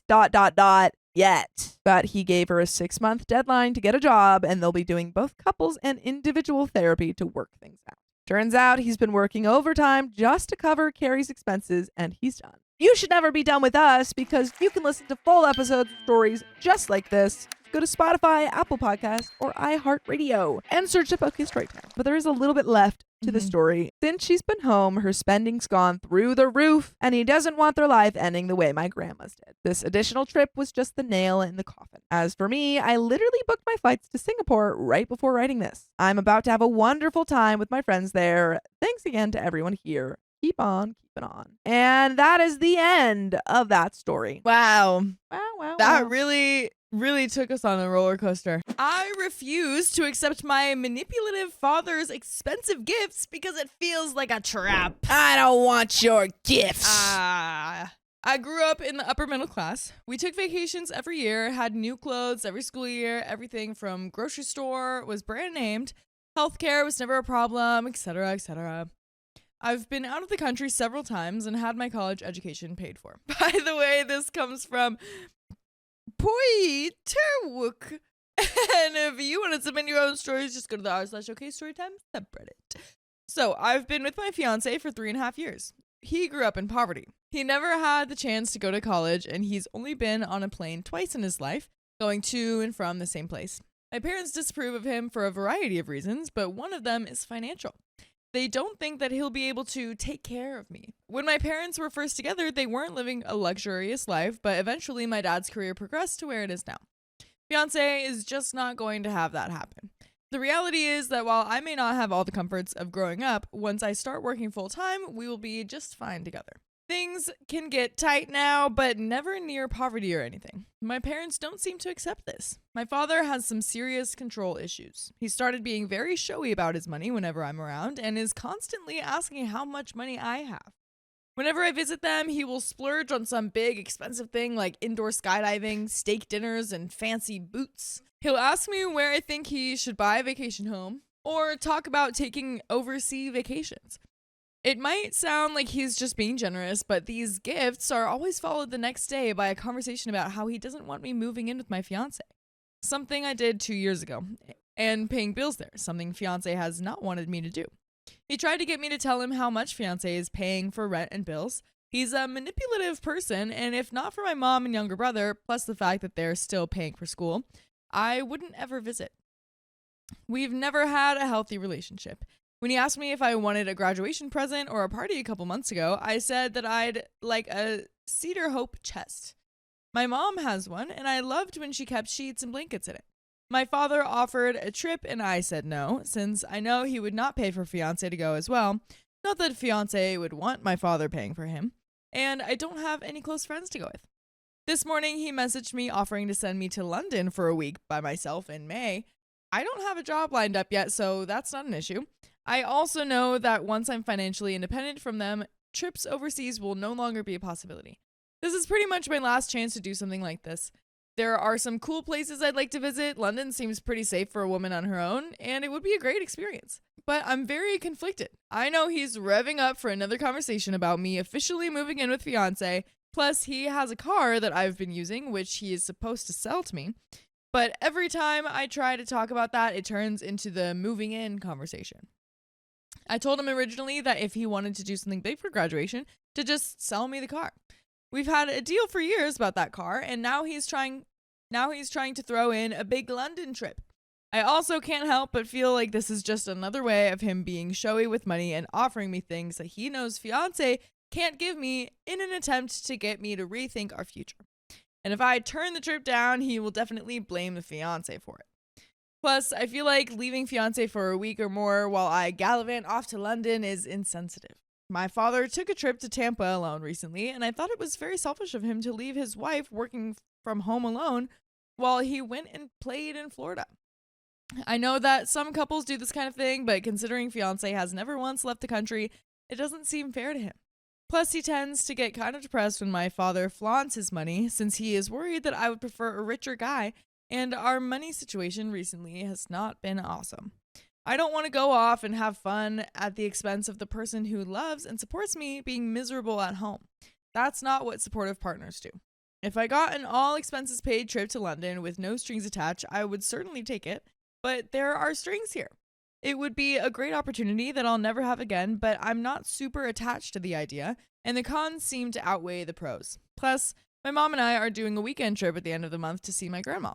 That is a lot of time away from home. So what should I do? I haven't talked to my fiance yet about this, and there are some comments, but what would your answer be? Thoughts. I disagree with OP. Yeah? I have a lot of thoughts actually. Yeah. I think OP is trying to be really nice. But I think on the first point of supportive partners, I think if your partner is supportive, they shouldn't feel like you guys have different circumstances. Mhm. And yes, you are getting married, but this is a gift that you were given. It's not like you're, spending your mutual funds or anything. Yeah. So, and also this is something that you're never going to, like you said, it might be a once in a lifetime opportunity. If your partner is supportive of you, they shouldn't be like, no, I can't go to London. It's like, unfortunately, they had different circumstances growing up. Right. And it sucks, but as long as you're not spending, like a collective fund, Yeah. I think it's okay. But let's see what the comments say. Comment number 1 says, your father asked you about a present for your graduation, and you asked for a certain thing. He then offered you something different. That's his way of saying that he knows better than you on what you want. The thing he offered could have been something as simple as a coffee table instead of the chest, or a bells and whistles coffee maker, but the basis is the same. He's telling you what you want and not listening to what you say you want. It's infantilizing and a standard power and control tactic. Hold out for the cedar hope chest and start taking control back a bit at a time. Sure, the trip's tempting, but it's not a gift at all. It's a tool to make you feel grateful or guilty at some point in the future when you argue with him about something. I don't know. I'm just like, interesting take. I disagree. Yeah. I understand that he probably might guilt her about something if he's been doing it, but like, you're an adult. You can just kind of say no. Right. And he has to respect that. And also, it seems like if you were like, I don't want to go on this trip. This trip sucks. Like, this is not what I wanted. I'd be like, yeah, that is messed up that he's only offering that and not the hope chest. But like, you clearly want to go on this trip. Right. I think like if you really want that chest instead of going on the trip, then you can just be like, hey, like, I really want this. Like, talk to him about that and be like, it would honestly mean so much to me if I got this rather than the trip. Yeah, if you wanted the chest more than the trip, I'd be like, okay, yeah, talk to him. Right. But it feels like you only want the trip less because of all of these other things that you're thinking about. Yeah. 99% of commenters saw things the same way as so me. Interesting. I'm like, I'm like, a trip to London. Right. Maybe I'm just really excited about this gift. You just really want to go to London. I really want to go to London. Realizing that the trip offer was definitely a way for my father to continue manipulating me and drive a wedge between me and my fiance. I told my fiance about my father's offer, and he also recognized what was happening immediately. Predictably, He got pretty sad about this latest attempt. I told him that I was not going, not only because I would be going alone, likely with my father having planned out my itinerary and pre-purchased tickets so he always knew where I was, but also because I need to use that time to apply to jobs. Very true. He was worried that he was preventing me from doing something I really wanted to do, but I told him that that was not the case. I'd rather spend a week with him playing video games in pajamas than spend a week by myself in an unfamiliar city in obligation to my manipulative father. I didn't bring up the offer to my father until this morning, but I realized that if I stayed silent on it, he might go ahead and buy the tickets. So I messaged him and turned it down. I did take a bit of a cowardly way out and didn't confront him on not including my fiance in the offer. Instead, I cited the fact that I need to use that time to find jobs and brought up the car agreement by saying it was crucial for me to find a job so that I could pay car insurance. I figured that he couldn't argue with me wanting to find a job and wanted to leave no wiggle room and avoid an opportunity for him to insult my fiance some more. I don't want to do that crap over Facebook Messenger. He was clearly not pleased, but did not try to push the issue. We are actually now in the process of going through with the car agreement, so that's a nice unexpected thing. I'm going to pay him in full upfront, so that would not be a continuing debt. By the way, what is a continuing debt is you have to listen to more episodes with full stories just like this on Spotify, Apple Podcasts, iHeartRadio, whatever your favorite one is, and search OK Storytime. You have to pay off the debt. You gotta. But there is a little bit more. I'm just going to roll right into it. I'm still on his phone plan. I can't afford one of my own right now, and my fiance is on a friends and family discount plan with his brother-in-law, so I couldn't be added to his. Once I secure a job, I'll be able to back out of that if necessary. Thank you, everyone, for your comments and advice. Hopefully, fiance and I can take our own overseas trip someday soonish. Anyone who wants to pet sit, let me know. Yeah, but so it's good that she talked to him. I'm glad that she did, because that's what I would say if she was looking for advice on how to move forward. But yeah, she talked to him. She's working to get off that phone plan. She's getting the car. I think she's going about it the right way. Great job. Yeah, keep having conversations with your partner about finances and stuff, because those are important too. And, Absolutely. you know, yeah. But that's the end of that story. But we've got another one for you. Stay tuned. My friend uninvited me from a trip right before we were leaving. I mean, I guess you can't go. I'm currently going to a smaller college and I'm in a sorority. I joined through the primary recruitment, also known as rushing. I ended up having a very highly ranked sorority, and since September, I have loved it and made some very good friends, or what I thought were very good friends. You're telling me your sorority sisters aren't your real friends and they might be chatting smack behind your back? Impossible. Impossible. Sorority girls are known for being very real. That is true. But you know what else is very real? Necessary Pilot 1037 is sending in this story. And if you want to submit your own, go to the r/OK Storytime subreddit. So back in December, I started getting close to a girl named Kelsey since she was in my sorority and was really good friends with one of my other friends. We have a lot of the same opinions and hobbies. She asked if I wanted to go to her house with her for spring break in March. And since she only lived a few hours away, I thought it would be a fun little trip. So I said yes. Now, from January to March, we planned what we were going to go to, the clubs we were going to go at, and more stuff like that. We both seemed really excited, and she wanted to throw a house party for St. Patrick's Day, so I helped her plan that. The day before we were supposed to leave, we FaceTimed each other while we packed and talked about the plans for the next day, about leaving, and I thought we were both still really excited.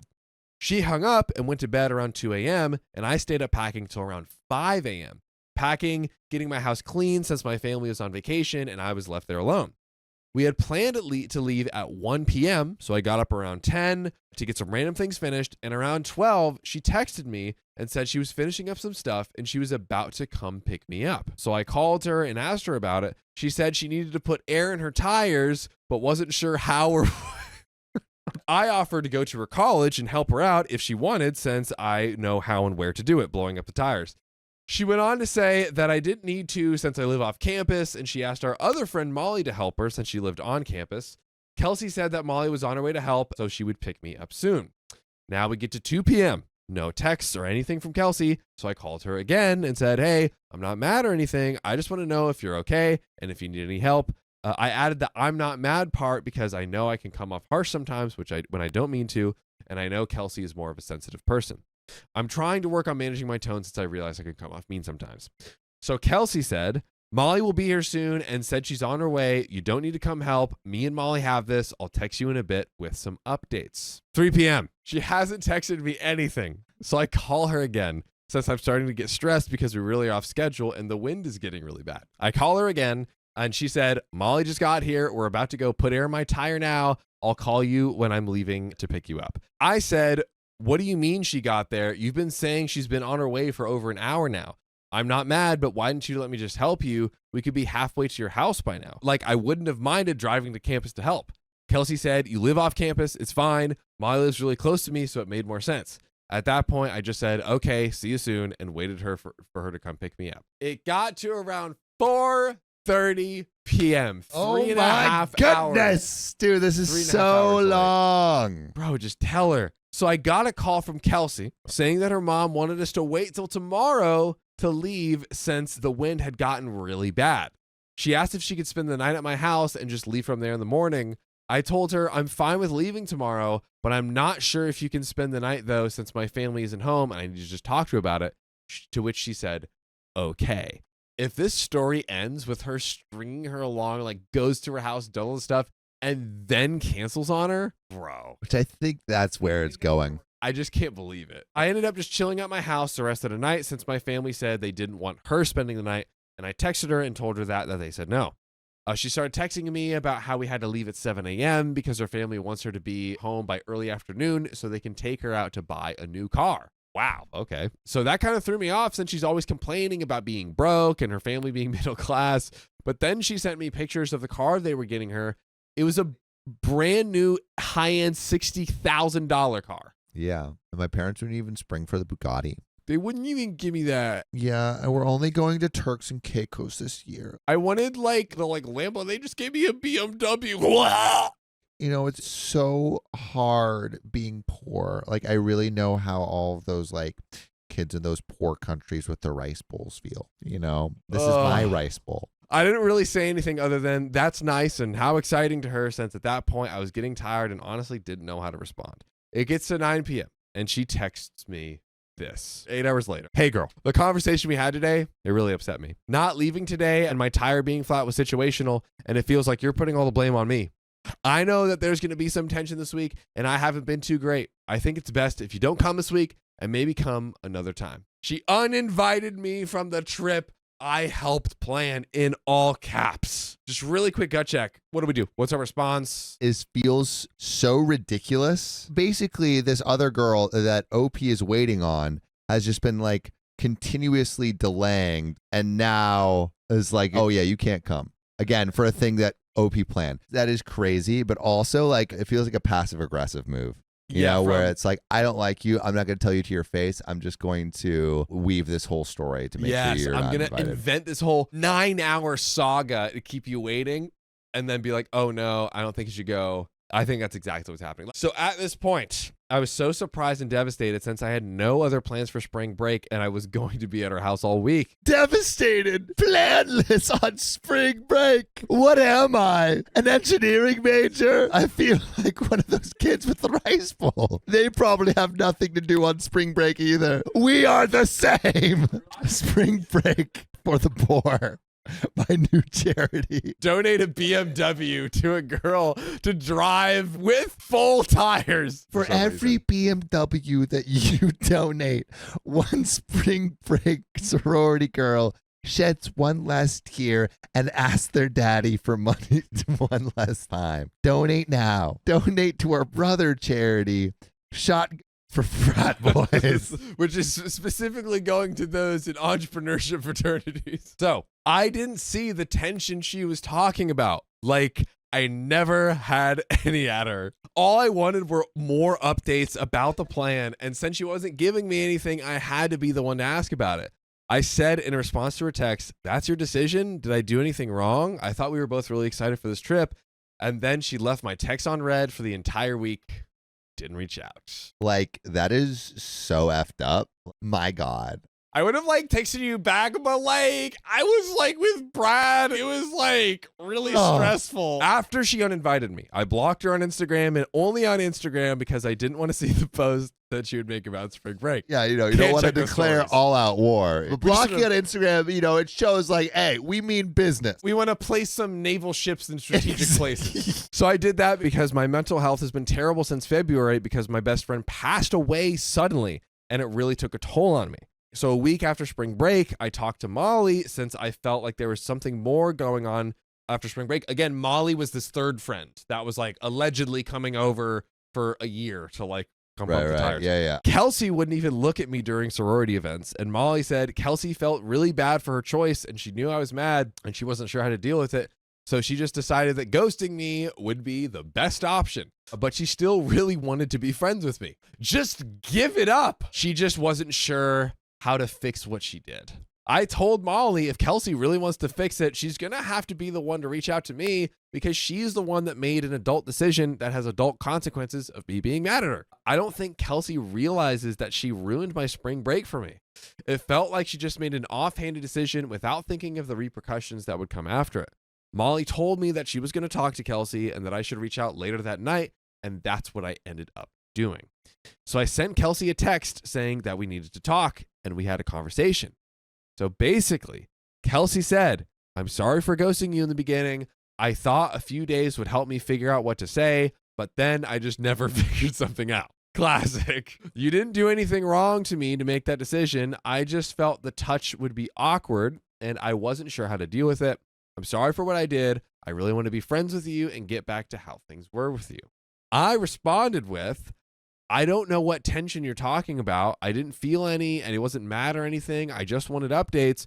Do you realize that you ruined my spring break? You left me high and dry with no time to make plans with other people. Again, one of the worst things that can happen to a young person in the modern world. Unfathomable. I mean, you got polio, you got war, and then you got ruined spring breaks. Now we're talking. I think, Bill Gates has like been trying to solve the malaria crisis, but I think he needs to shift. Bill Gates has made a promise to every 20-year-old girl in a tank top that we will be making everyone's spring break incredible. It might be called spring break, but we will not let our spirits be broken. We will not take a break on our journey to fix spring break. So Kelsey responded with, each time I called you, I could hear you getting a little bit more upset each time. And by the time I had to tell you that my mom wanted us to leave tomorrow, I was scared about how you're going to react. Then you said you weren't sure. So I just wasn't sure what to do.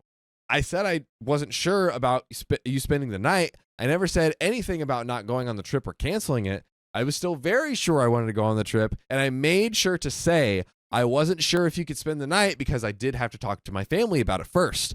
I never gave you any reason to think that I was mad. I made sure to call you and give you the reassurance. She said, I'm sorry for ruining your spring break. I didn't realize that's what you meant. What can I do to make this up so we can move on and get back to how we were? Reconnect or not? Can we actually build that friendship and connection that they once had? I think you can, but I think it needs to be the right setting. I think maybe bottomless. A nice brunch, perhaps. So OP says, I've lost all trust in you, but we can go slow back to being where we were before. Now, 2 weeks after that conversation, I tried talking to Kelsey at sorority events, but she just walked away. There's no contact. It seemed like she had just cut me out of her life. After saying that she wanted to be friends, I found out she was telling other people. No way. Don't you dare tell me that sorority Kelsey was talking behind OP's back. I know it's unimaginable. Oh, the unimaginable is happening. Goodness. You think you know someone. The unimaginable is happening, so get to imagining because we're about to see it in real life. I found out she was telling other people that she had been trying and that I just wasn't receptive.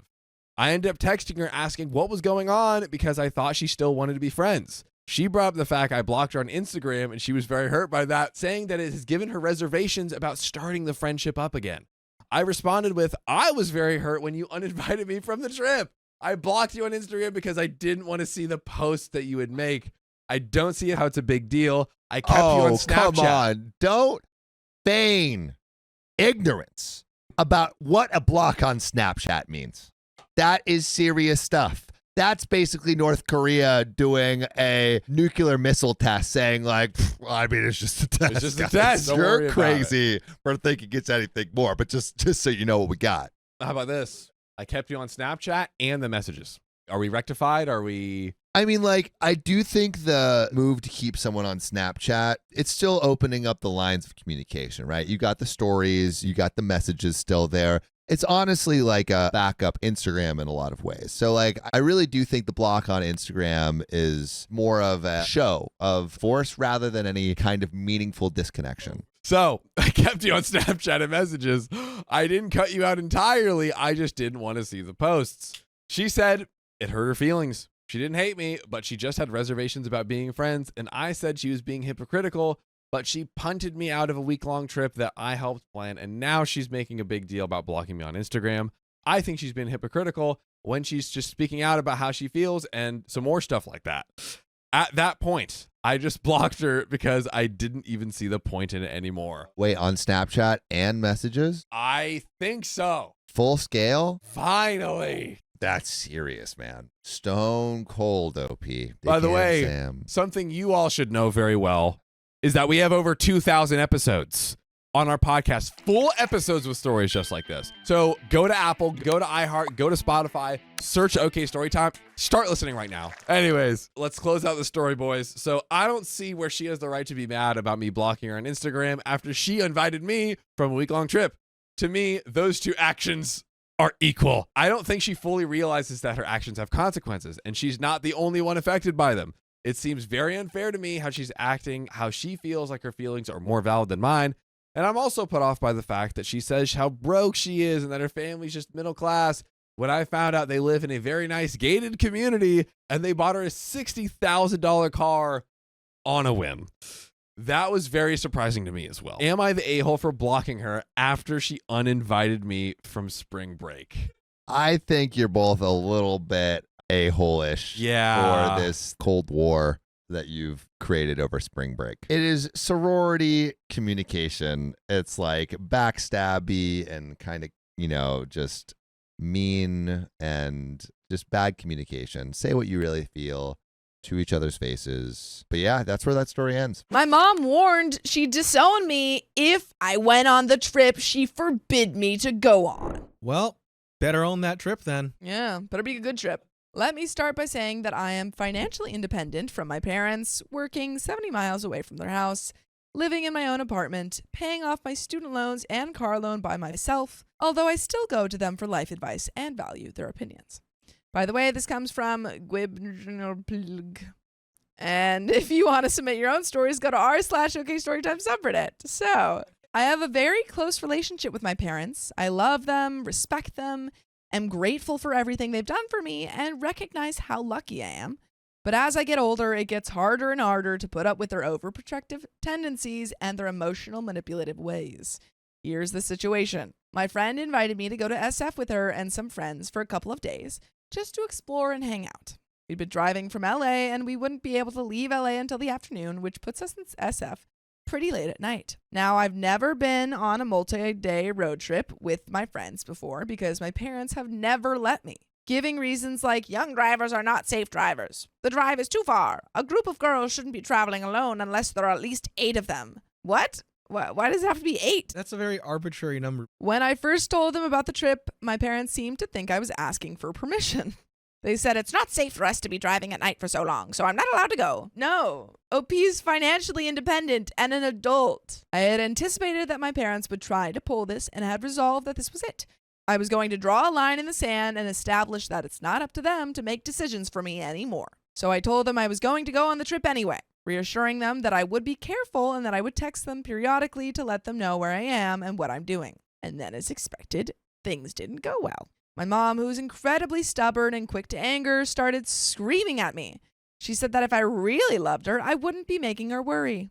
She said that if I were a good daughter, I would have told my friend that I wouldn't go in the first place because I knew my parents wouldn't feel comfortable with the night drive. She said that she's doing this for my own benefit, for my own safety. I explained that I'm not trying to hurt her or make her worry. I just think that she's overly concerned and really it's not her place to give permission anymore.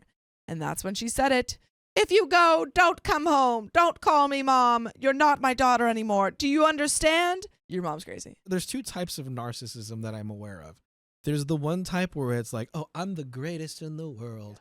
And then there's the type where it's like, the world is out to get me. Like, everything is out to get me. Like, you're actively against me. Why are you trying to hurt me? And this is what it's giving. It's giving heavy narcissism vibes. And also just like not understanding that your child is grown and an adult and capable of making their own decisions, and you no longer have a say in what they do. And you can advise them against it. You can say, that's not safe. You know, it really scares me. You can't disown them for going on a trip. That's incredibly silly. You can, but it's just like not the proper way to go. I mean, you're going to regret it. You're going to have lost your daughter because of your behavior. Like for me, like I'm planning a trip to go to Japan in October. And it's like the first time I've gone on a trip, like not with my family or not for like traveling for like school competitions and stuff. And it's like, I didn't know how to tell my parents that because it's like, are they going to try to pull this stuff on me? Biggest thing was just like, why are you going for so long? Do you know how much that's going to cost you? And it's like, oh, this is going a lot better than I thought it was going to go. So it's like, they only care that I'm being, according to them, financially irresponsible. I told my mom that I was going to be rock climbing outside, and she's like, what? No, you can't. She's like, you promised. I was like, no, I didn't. She was like, but you said that you would only climb indoors. Like, you're going to die. And I'm like, oh, okay, mom. Real quick before we move on, this reminds me, when I was just getting out of college, I had an internship lined up with Variety Magazine that I was stoked over the moon for. And then I called my mom to tell her, like, as soon as I found out, like, hey, I got the internship, she started crying because she's like, you told me you were going to take the LSAT. You lied to me. And it's like, yo, I just got the dream paid internship of a lifetime. I have no interest in law school. I just said that to make you stop bothering me in college. And like, she's here crying on the phone. It's like, great. This was supposed to be a happy memory, but it's not. My dad was a lot calmer during this conversation, although I'm sure he doesn't feel the same degree of concern that my mom does about the night drive. He kept reiterating that since the trip isn't that important to me and my mom is so concerned about it, I shouldn't go. No. If you continue to let your parents think that they have a say over everything that you do and control over your actions as an adult, they're going to keep pulling stuff like this. You have to set boundaries. Honestly, probably setting boundaries is going to improve your relationship with your parents, even though it may not seem like that in the short term. There will be plenty of other trips in the future that I could go on. Throughout the conversation, my dad kept saying that he and my mom aren't trying to control me. Gradually, as I get older and have more experience, my opinions will weigh more than their concerns. Not trying to control you. That's exactly what you're doing right there. It's exactly what you're saying. Either you don't go on this trip or we disown you. And it's also like, if not this trip, then what trip? You're going to say the next time, no, don't go on this trip. Go on the next one. Go on the next one. It's never going to happen. Once you go on the one, then that gives you the out and the door, and that gets you through it. I pointed out that this process still has to happen on their terms, and his response was, yes, of course it does. You have to keep in mind that we're your parents, and it's not easy for us to just let go to do whatever. It has to be gradual. You may look at your friends and envy their independence, but you have to remember that every family is different. There are some things that they have that we don't have, and some things that we have that they don't have. That's a stupid conversation. I would understand if OP was not financially independent and was living at home. Like, that would maybe be a different story. OP does not live with her parents, does not rely on her parents for money. Why are you letting them control your life? Just real quick, are you the sibling that I didn't know about? Because, like, why are you telling me my life? I don't know how to get through to them. They can't keep using their concerns as reasons to get me to behave. And when I try to go against their wishes, they can't keep screaming and making me feel guilty and small until I agree with them. Every time we have a conversation like this, I end up caving in, and I hate myself for it. I feel pathetic and embarrassed and weak, and I don't know how much longer I can deal with this self-flagellation for not being able to stand up for what I want. This is the first time my mom has ever threatened to disown me, and it hurts so much. I know she feels like I'm the one who's doing all the hurting, but how do I make her see that?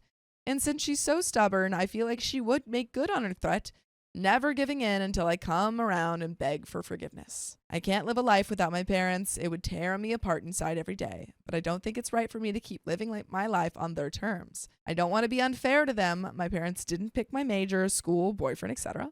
Although I know that they didn't 100% agree with my choices in those areas. But even for small things like going on vacations with friends, I don't think it's up to them to decide. And they can't seem to understand that. I otherwise have a great relationship with my parents, and that's what's at stake here. Do I want to throw it all away to prove a point? The trip itself isn't important to me. The independence is. I guess I'm just looking for some perspective. Have any of your parents disowned or threatened to disown you because they didn't like a decision you made? How did you handle it? Did your parents come around? I hate that I have to play chicken with my mom, and I don't know if it's worth it. I'm feeling so hurt and upset and unsure about what to do. So any input would be really appreciated. Thank you so much. And I'm not sure how much context this will provide, but I am Asian American and grew up learning that a good, loving, grateful daughter is an obedient daughter. I recognize how ridiculous this is, but it's really difficult to shake the mindset. And there is an update. I was going to ask. I could feel the Asian American in there somehow. It's like, I can't just be thinking this. There has to be some reason why I'm feeling this. A lot of it is the culture, because a lot of the time, like, Asian American families are very, like, familial centric. There's not that same level of independence that, like, you have in Western culture. So I don't know if this OP's family is, like, from Asia come to America maybe, or if they were raised here. But it's such a trademark, the deference to your elders, and that they will continue to make decisions for you, and that they'll, like, slowly wean you out of the family kind of a thing. It rings very Filipino to me. I'm listening to this and it's like, not just me, but a lot of people that I know who have grown up in a similar environment as me is like, all right, that person would relate to this. This person I know, yep, they relate to this part. It's very difficult to kind of get out of that, because you do want to keep your parents in your life. You do want to maintain that relationship with your parents. It's never an easy way to kind of get out of it. Yeah. I was wondering, I'm like, honestly, I think one solution would be you need to stop listening to your parents and, like, say, like, you know, put your foot down. But also, you know, it is a little bit different in this situation, and you're saying that you don't want to lose your parents and stuff, which is maybe something we have to go to therapy for and think about, like, how to deal with parents like that. Culture doesn't like therapy. I think maybe another solution is you just don't tell them that you're doing these things, you know? Like, you went to them and offered up that information that you were going on the trip. Just don't tell them. Just do it, you know? Because I feel like there's also this kind of need to get permission. I think there is that. As much as OP's saying, I don't need it, I'm independent, I think there is also this thing that's kind of been drilled into her that she has to ask permission and has to have her parents' approval. So I'm like, maybe just don't tell them so much. I think a lot of it might be fear response, or the fear tactic when raising a kid. Like, it's fear of consequence. And I feel that that's what's here. There's the fear that's instilled in OP that they can't quite shake because it's so deeply instilled in them. But it's also like with what you said about, like, not telling the parents. Like, I went to Vegas one time in college, and, like, I know my parents wouldn't have approved, but it's like I was going with camp friends, and we were like, you know, this is our big hurrah before we actually go do camp. I didn't tell my parents where I was going. I'm like, oh yeah, I'm going on a retreat with the camp folks. I'll be safe. I'll tell you when I'm there and when I'm home. And that's what I did. It's like, honestly, if this is the type of relationship you have and they're going to continue to behave like that and you still don't want to lose that relationship, then it's just like, don't tell them. First off, I want to thank everyone who commented, especially those of you who understood how it's not so easy for me to just say, F off, mom, I do what I want. I wouldn't even want to handle that way. After stressing over it for days, seriously, I think I literally made myself sick with stress. I decided that I was going to go to SF. I told my mom I've thought about it a lot, and I've decided that I am going to go on this trip. I know it worries you, but I don't think driving at night should be a big concern to keep me from going. I love you, and I'll keep you updated throughout. Surprisingly, my mom did not erupt. She just asked, why do you have to go this weekend? Is FSF gonna disappear if you don't go this weekend? Is your friend going to pass away? You act like this is the only chance that you have to go on this trip, and you know how much it would worry me. You guys would be driving at night when you would be tired and visibility would be low. I told her, no, of course not. I know that SF is always going to be there, and that friend's name isn't going anywhere, but the opportunity is here now, and I want to go, and I think that's a good enough reason. And without warning, my mom broke down in tears. She could barely get the words out. She just kept repeating, you broke my heart. You broke my heart. Worse still, she told my younger sister, who was also on the line, and if you agree with your sister, then you broke my heart too. She got so upset that she couldn't talk anymore, and she just walked away from the phone. It was on speaker. At this point, my dad took over and gave his perspective, some of his key points, all of which he explained very calmly. You know, it's not like we don't want you to be happy or have fun. Your mom is just really worried about you. She loves you. Think about how much your mom has done for you. There are some things she does for you now that even I don't understand why she does them. Cook food for me to bring back to my apartment. Considering how much of herself she gives to you, if your mom feels very strongly about something, you should really take that into consideration. It's not often that she feels very strongly about something. If I had any opportunity to make my parents happy, I would do it every time. I understand where you're coming from, but you have to understand where we're coming from. We're not American parents. We show our love and concern in different ways. You say that you're not trying to hurt us, but your intent doesn't matter. Whether or not you were trying to, we're already hurt. Look, you're an adult and you have to make a decision. At this point in your life, is this trip, your independence, more important to you than what it would do to your mom? If you feel like you need this right now, like you need to make a sudden break from us instead of letting it happen gradually, then do it. But up until this point, you've been letting it happen gradually, right? You have to decide what's more important, your family or yourself. If you go on this trip, would you even really enjoy yourself given everything that's really happened? Knowing that your mom feels like this, and if you enjoy it, what kind of person does that make you?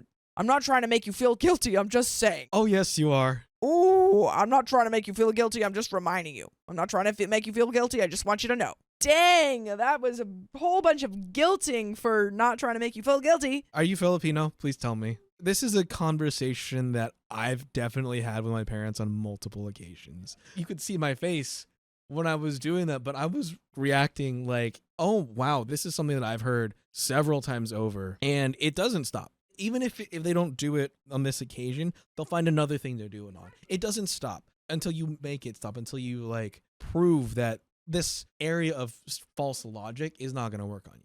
You have to stand up for yourself. Again, it's the fear tactic, the fear of you're going to lose their love and affection. I didn't say much during this. The conversation ended with my dad telling me to take some time to think about it and to let them know the next day, which was the day I would have left for the trip. The next morning, I got this text from my dad. I found your mom awake crying in bed this morning. Her eyes are swollen because of how much she cried. If you think you're grown up, love us, and appreciate what we did for you, then you know what to do. Call me if you don't. We have sacrificed so much for you over your life. Ask yourself how much you have done in return. Actions speak louder than words, especially in times of need.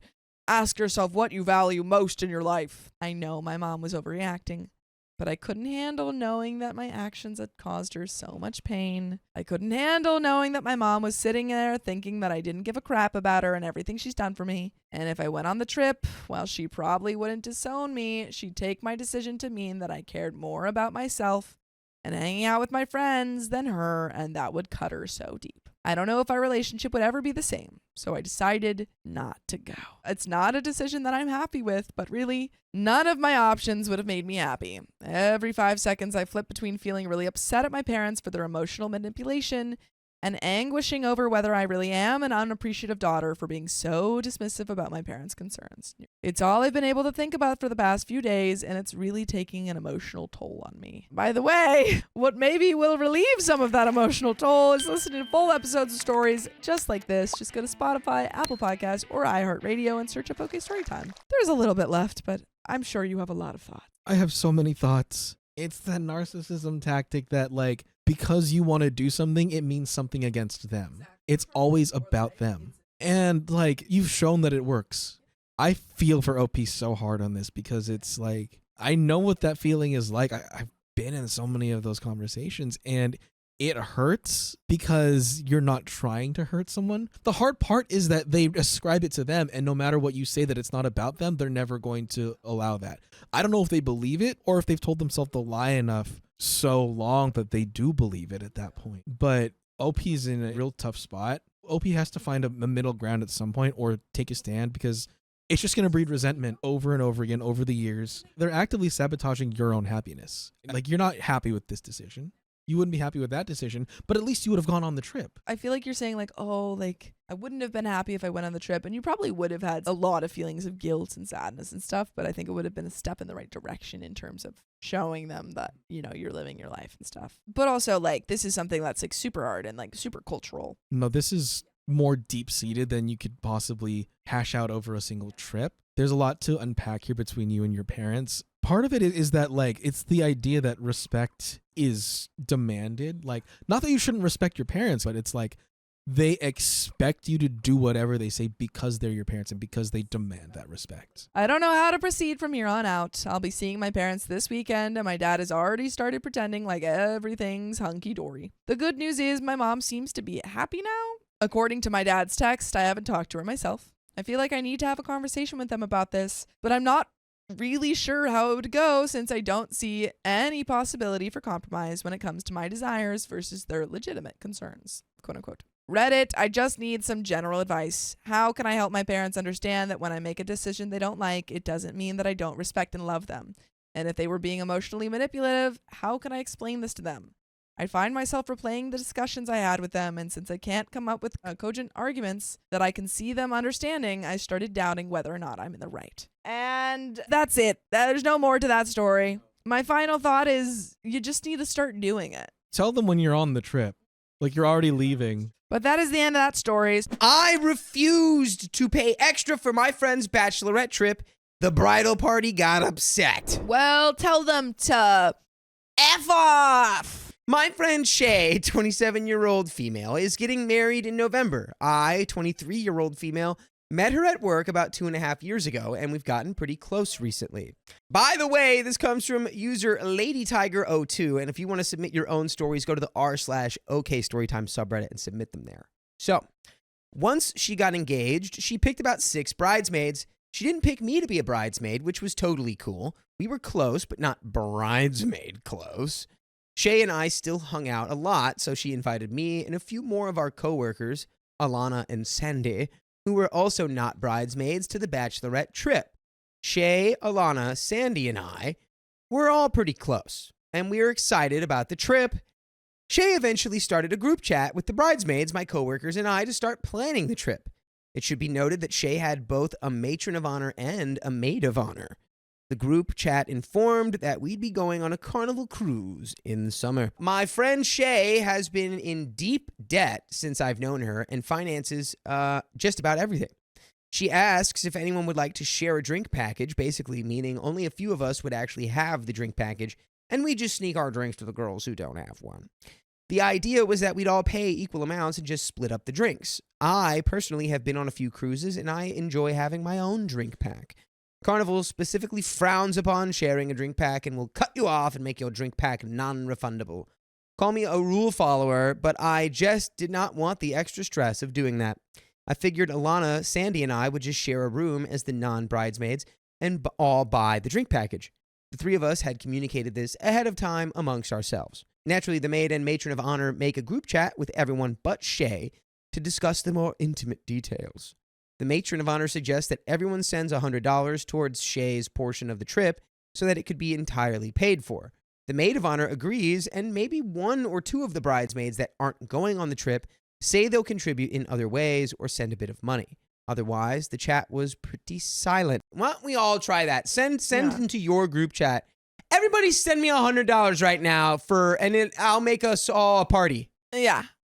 See how fast no one responds.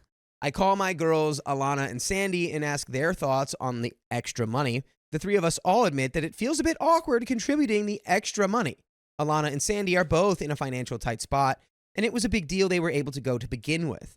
I am in a more financially secure position, but still felt out of place contributing while not being in the bridal party. Yeah. Exactly. After about a day of the chat being silent, the maid of honor reached out to be direct. I get a text from her that says she thought she'd ask me separately about the $100 contribution, with the group chat being so quiet. I talk it over with my coworkers who never got a message from the maid of honor, and after getting permission from Sandy and Alana, I respond telling her that the $100 contribution is a lovely idea for the bridal party, but I felt out of place and that us coworkers weren't really in a position to offer the extra money. The maid of honor sends me an incredibly passive-aggressive text back. Goodness. She tells me that because I signed up to go on Shay's bachelorette party, that it's part of my responsibility to make sure it's a special moment for her, and that I need to contribute in any way that I can. Is my presence not your present? Yeah. Hello? It's frustrating that, like, after the fact, after everyone was already kind of on board to go, they've made this new contribution kind of mandatory. You know, you're kind of getting strong-armed. Yeah. Here. Like, you can't be like, oh, if anyone wants to contribute, and then get mad at people when they don't want to. She ends this message saying, I'm not trying to pressure anyone. but I expect anyone who signed up to go pitch in some shape or form to help cover Shay and make it a memorable occasion for her. Shortly after her private interaction with me, the maid of honor sends to the group chat another message saying, I absolutely do not expect everyone to pay towards Shay's trip right now or to pay the $100 mentioned above. I do expect anyone coming to pitch something towards her trip in some way prior to leaving. This can be a $10 or $50 or a random $5 bill to match your Starbucks order when you have it. Please keep in mind it doesn't have to be now, but we want to celebrate Shay as much as possible, and that includes covering her expenses as much as we can. Okay, this is how she could have asked if she wanted that. If she wanted people to actually give money, she could have said first, and before she sent any of those messages, she just sends to the group chat, hey, I thought it would be a nice idea if we helped out with Shay's costs. Right. If you want to donate anything, if you want to chip in, let me know. No worries if not. Yeah, be nice. Make it special. Not like everyone. If you don't donate, you're the worst. And then like throwing out like, oh, and you're going to get a $5 Starbucks order, so you might as well help Shay. Yeah. Just weird. Shortly after that message, Alana speaks up about how she doesn't feel comfortable giving the $100 towards Shay's portion, and the group chat shifts again. Both the maid of honor and the matron of honor send super long texts with phrases like, usually the bride's expense is covered on these trips. From the experiences I've had, I knew that when accepting the invitation to go. Regardless, the rest of us will be stepping up to cover whatever we can. It isn't easy on any of us either. I'm not going to keep beating the topic of money, only the expectations I have on those who want to join a trip to celebrate a bride, not a vacation. Dude, I would like not go on this trip. We all decided that this trip was something we chose to do to celebrate Shay. With that being said, this is not a selfish vacation. If you can afford a drink package, you can certainly afford to aid in the expenses of Shay's way. I have not planned on asking anyone for money for goodie bags or swag bags. But if Shay cannot be celebrated appropriately, then I don't feel that it's appropriate that the maid of honor and I eat that entire expenditure. And I will be expecting everyone to join in paying for that or opting out of receiving that. That being the swag, decor, or favors for the duration of the trip. Should it amount to over 100 or more? So the reason we budgeted for this amount towards Shay was so we could afford the other favors. I do believe that as a friend, this is not a large ask. It is mind-blowing to me that this conversation is even a topic. The audacity of enjoying the celebration of a true friend, but prioritizing booze over a friend is quite baffling. The drink packages don't have to be paid until the time of trip, so therefore there's plenty of time to prepare for that payment. I am extremely saddened as a friend, a mother, a sister, and wife, meaning I have been the bride, that I have to even address this with other women. Oh my God. Guess who's not going on the trip anymore? I literally Me. would not go on the trip, Are you and I would kidding? tell the bride, like, hey, you know what? I'm not feeling super comfortable anymore. Not anything you did. Yeah. Love you so much. Not anything you did. It was your bridesmaids. It was your bridesmaids. It was your maid of honor and Yeah. matron of honor Yeah. trying to hustle everybody for $100 to pay for you. And then being like, oh, you don't have to, but we're going to make you feel bad. Yeah, you don't have to, but we're going to literally make you feel like scum. The tone of the entire group chat has shifted. It's pretty much a stalemate from the awkward conversations. At this point, there has been a few girls in the chat who have been entirely silent, yet all of the message seemed directed towards my coworkers and I for speaking up. And by the way, you can speak up on the fact that there are full episodes with stories like this at your fingertips. Just go to Spotify or iHeartRadio or Apple Podcasts, wherever you get your podcasts. Search OK Storytime. And it's as simple as that. Then you get the whole It's right freaking there. the whole kit. You got the kit and the caboodle. Got the whole world. You put them together. You got the whole world in your hands.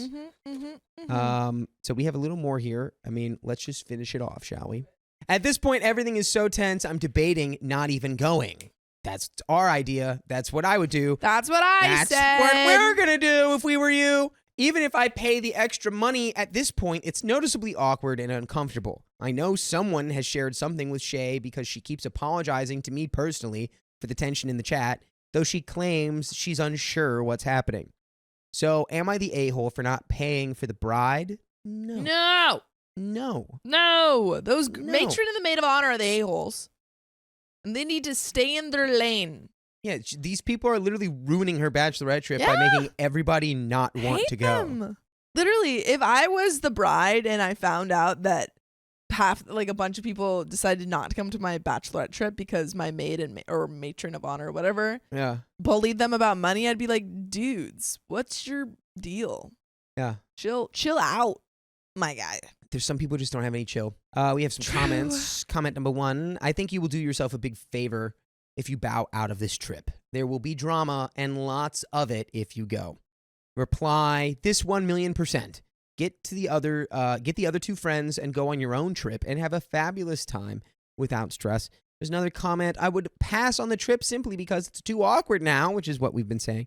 I also think this is too much money for someone else's celebration. I don't necessarily think that's true, but it's more the principle. I am willing to cover a fancy dinner for the bride, but not the entire cruise. Reply, covering the entire trip is asking way too much. When people talk about wedding culture getting out of control, they mean behavior like this. If money is tight, then maybe they should have a more reasonable celebration. That's Boom. what I'm saying. Exactly. Reply, exactly. Because on top of this, a wedding gift will be expected, along with the cost of the dress and the shoes. It can get crazy expensive. I think the maid of honor should have planned an evening's entertainment, not a cruise.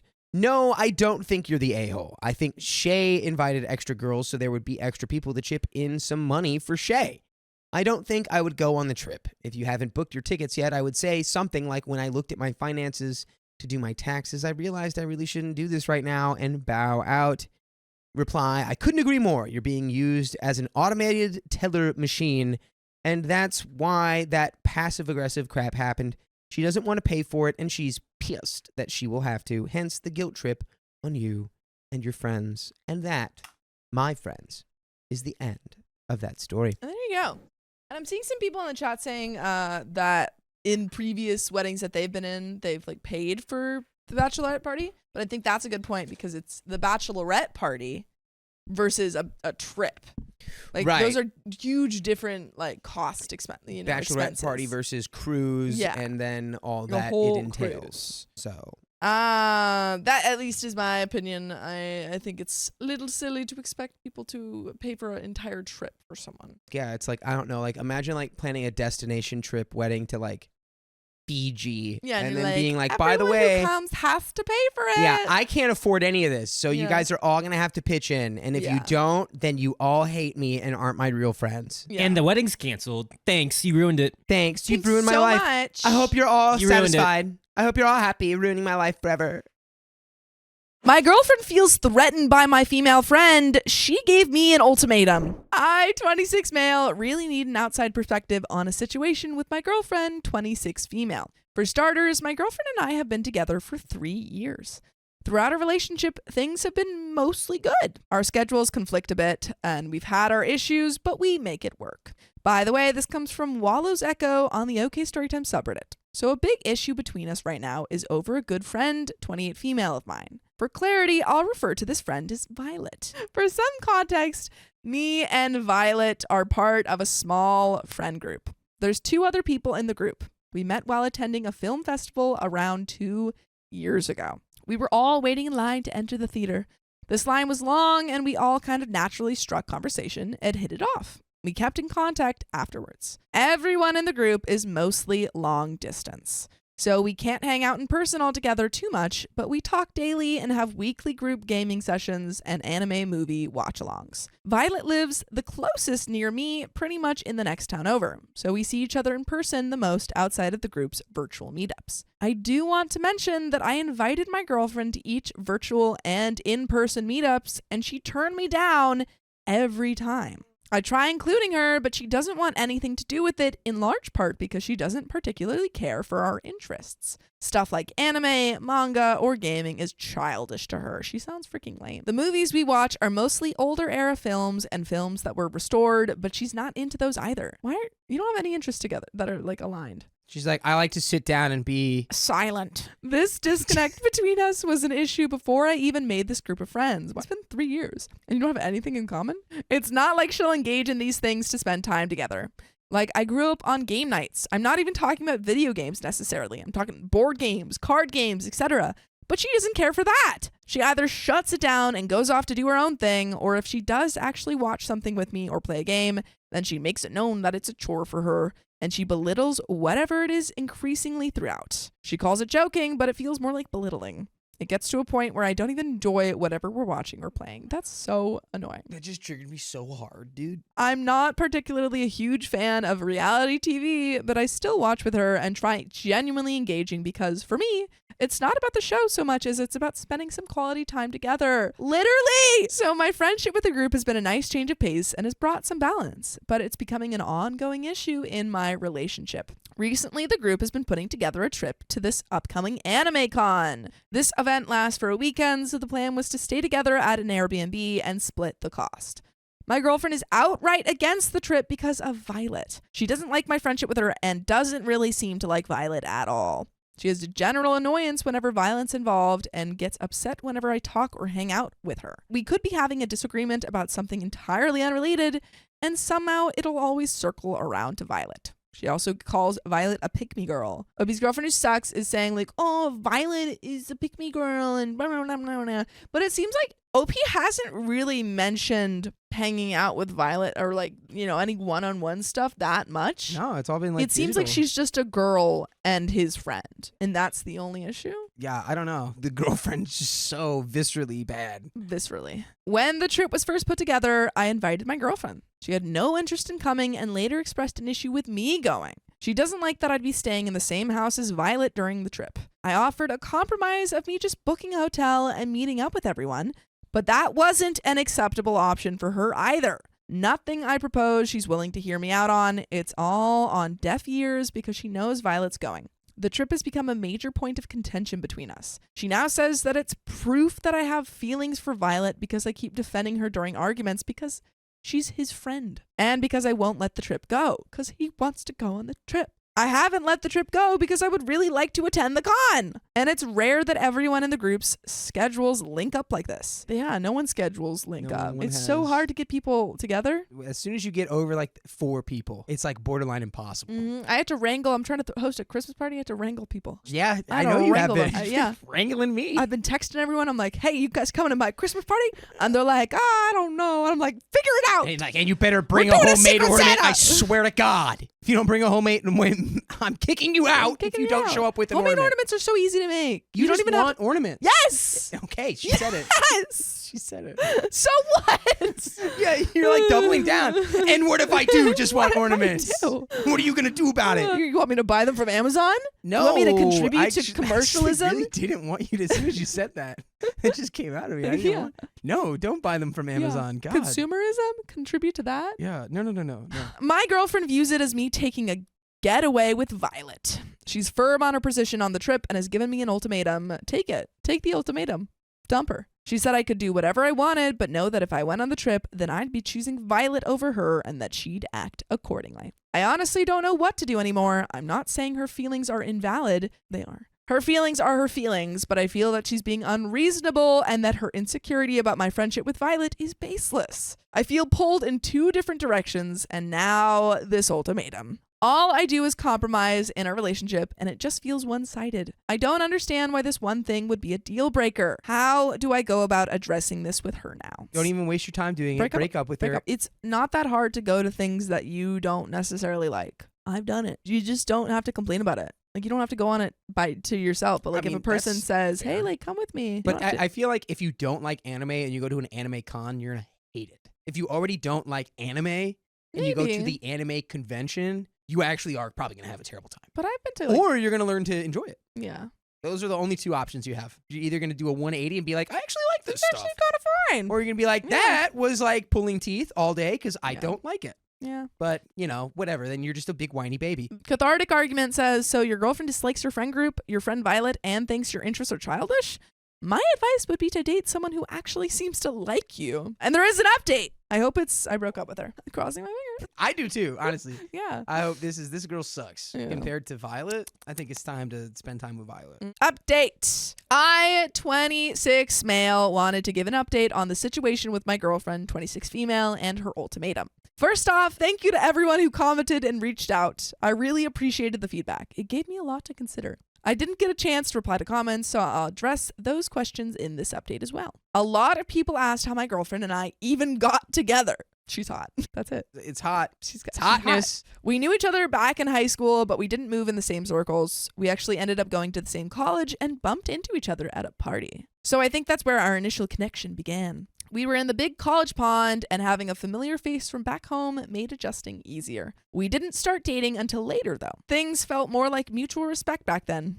It was after we got together that it was almost like this overnight, complete intolerance. I was also asked why she considered my friend Violet, 28 female, a pick-me girl. I honestly don't know. The definition as I know it doesn't fit Violet, in my opinion. When I asked my girlfriend, she only said that a woman knows another woman. A woman knows another it's woman. one of those things You a wouldn't woman understand. knows. A woman knows another woman, as a man knows his man, and a Flumplebot knows his own. She won't elaborate. She never pinpoints specifics. My girlfriend was known to have a bit of a mean girl side back in high school, TBH. Why did you date her? We discussed this before we started dating, and she seemed to work through that in college. But now it feels like that side very much shows whenever it comes to my interests or with anything involving Violet. In regard to the ultimatum, I went back and forth on what I should do and what I wanted from me individually and for my relationship. I decided to still go on the group trip. Stand your ground. Stand it. I do believe compromise is a part of relationship, but this ultimatum isn't that. It's an attempt to bulldoze in order to have control instead of working together. Exactly. I had to ask myself, if I did go along with this ultimatum, then what will it lead to? What stops other ultimatums against my interests or whenever she sees fit? I still wanted to give another shot at working things out, so I had that talk with my girlfriend and let her know of my intentions of going on the trip. I told her that I understand her feelings and that she does matter to me, but I felt that this ultimatum wasn't healthy going forward for anyone involved. I again invited her to come on the trip, with her either staying with us at the Airbnb or her and I staying at a hotel. And I thought the trip could be good for us. That was a no-go. You tried. You tried your best. You did. You tried your best. There wasn't any compromise she was willing to accept. She was still firm on the ultimatum and said she made her position clear. And if I was still going on the trip, then there was nothing more to discuss. She kept repeating on and off that she hopes choosing Violet was worth it. I told her it had nothing to do with Violet, and that she was the one making an entire group trip about Violet. The discourse wasn't anything productive. I asked her if she would please reconsider the situation. She said there was nothing to reconsider, and that the choice is in my hands. I asked if we could talk again after the con to see how we were feeling, and her exact words were, "The only conversation I'll be having is with the walls," because she won't be in our place anymore when I get back. Just like every conversation I have when I'm alone, because I only speak I to only the talk to walls. the walls. I enjoy silence and walls. I will not tolerate your games and your activities. But you know what I won't tolerate? You guys not joining us live every weekday at 3 p.m. PST on That'd be- YouTube, Facebook, and TikTok. That's crazy. Just tap our profile. It's crazy. That's If crazy. you don't do that. And you know what? If you're watching this in the future, we could be live right now. Just go check. So go check. Do it. Please. Do it. Maybe. But there is a little bit left. Honestly, I have nothing more to say than break up, which is seems like you're kind of doing. But yeah, it seems like she kind of almost did it for She you. almost did it for you. You're like, we're splitting up. Just you follow go to that through. Violet convention. Violet convention. And he's like, I mean, I'm not going to a Violet convention. I'm going to the anime con with like 8 other people and Violet. Are we breaking up? She's like, I mean, yeah. Well, okay. See you never. But there's a little bit left. Ever since then, she's barely said a word to me, and my texts are left on read. So I guess I'm unofficially being given the silent treatment. I don't understand why it has to be this way. We should be able to communicate. I don't feel equally supported, seen, or appreciated in this relationship anymore. It's a mess, but a lot of the feedback I received on here and the recent argument has been a wake-up call, and there has to be some kind of change. I do think the trip would be a nice refresher, and it's my intent to still go. I don't believe I'll be any better off not going, TBH. Thank you to everyone again. And relevant comments, ISO Reddit says, so I guess I'm unofficially being given the silent treatment. No, you're being dumped, but that's okay. Efficiency Forsaken 96 says, before you go, make sure anything valuable that you don't want to lose, birth certificates, oh my god, passports, important photos, anything that can't be replaced is not in the house. She sounds like the kind of person who might do some damage while you're away. Take pictures of the whole house to prove it's in a state of good repair. You shouldn't have to make these kinds of preparations, but it's better to be prepared than surprised. Have fun at the con. Bippity Boppity Nope says, put all your valuables in a safe place, not in the house, because she's going to trash the crap out of your house when you leave. I did not get that vibe, I don't know. either. I think know. she might like try to put a spell on you. Maybe She might try to put a spell on she you. might try to cast a spell. But that's the end of that story. And So- it seems like they're broken up, or almost half broken up. My mom wants to save her marriage, but my father has a mistress. Ooh, little obstacle course here. Apologies in advance for how long this is, but the backstory on this definitely matters, and it just gets worse and worse. I, 27 female, want to ban my father's 57 male mistress, who we'll call Patty, also 57 female, from a family trip I'm planning with my sister, 31 female, and our mom, 58 female. By the way, this comes from user Acceptable Health 901 on the r/OK Storytime subreddit. So, mind you, they are still married, not legally separated, but living apart. And my mom does not want to divorce. She wants to work on their marriage of 35 plus years, but he has refused at every turn to attempt to reconnect. Here's the background. My father has been quote unquote best friends with his now mistress since childhood. Is that a true love scenario? Probably like a first love theory kind of thing. Ooh. She is also my godmother. She divorced her ex-husband 15 plus years ago, and they have 2 boys and a girl. When they divorced, my father was constantly driving 4 hours away to her home to help her with everything from window replacements to painting her walls because she doesn't have anyone else to help her, while her boys were in high school and junior high and perfectly capable to help when she needed it. Is that what we're calling it these days? Yeah, no, yo dad's been cheating on your mom since that. Painting the walls. Ooh. But I thought she just painted them like 3 months ago. Meanwhile, he was always gone when me or my mom needed help with something. My mom was basically a single mother my entire high school career because he was traveling for work during the week and spent most weekends at Patty's. My mom confronted him a few times about how it looked with him spending so much of his time with Patty, but he blew her off, saying Patty was too crazy and mentally unstable for him to ever be with her in any capacity except friendship. Yeah, that was a lie. Ooh. Fast forward to when I was in junior year of college and my grandfather, on my father's side, had a stroke and needed someone to be living with him, especially at night.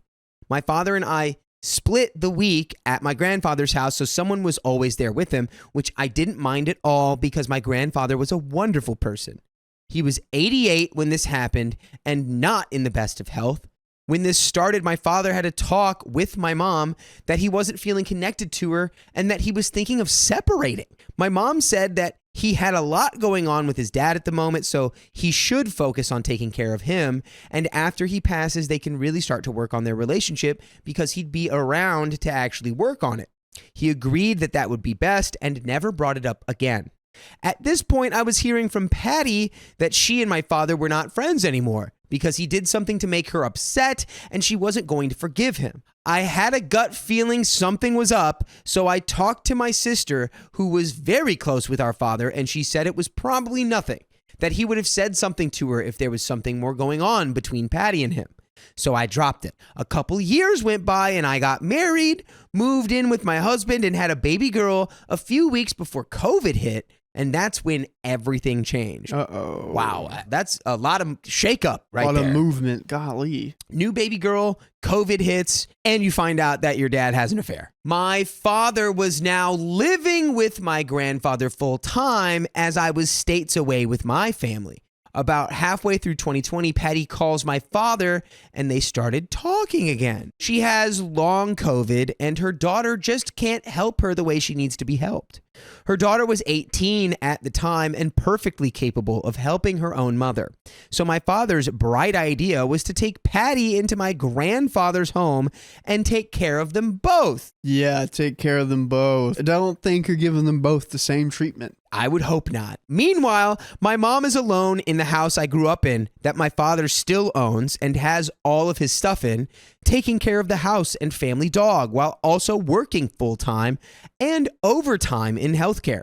One of the big reasons my mom didn't move into my grandfather's house with my father was that she couldn't work from home and would most likely bring home COVID or the flu, and added stress of a dog that could knock my grandfather over was too much. I asked multiple times where Patty was sleeping, and he kept saying she would sleep during the day and he would sleep at night. That way, they were never sleeping together in the same bed. I called BS so many times, but was told I was being dramatic and that I needed to drop it.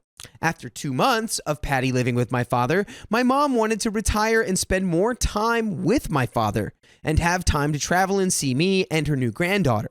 She asked him if it was financially possible for her to retire, and he said that it wouldn't be an issue since finances were good.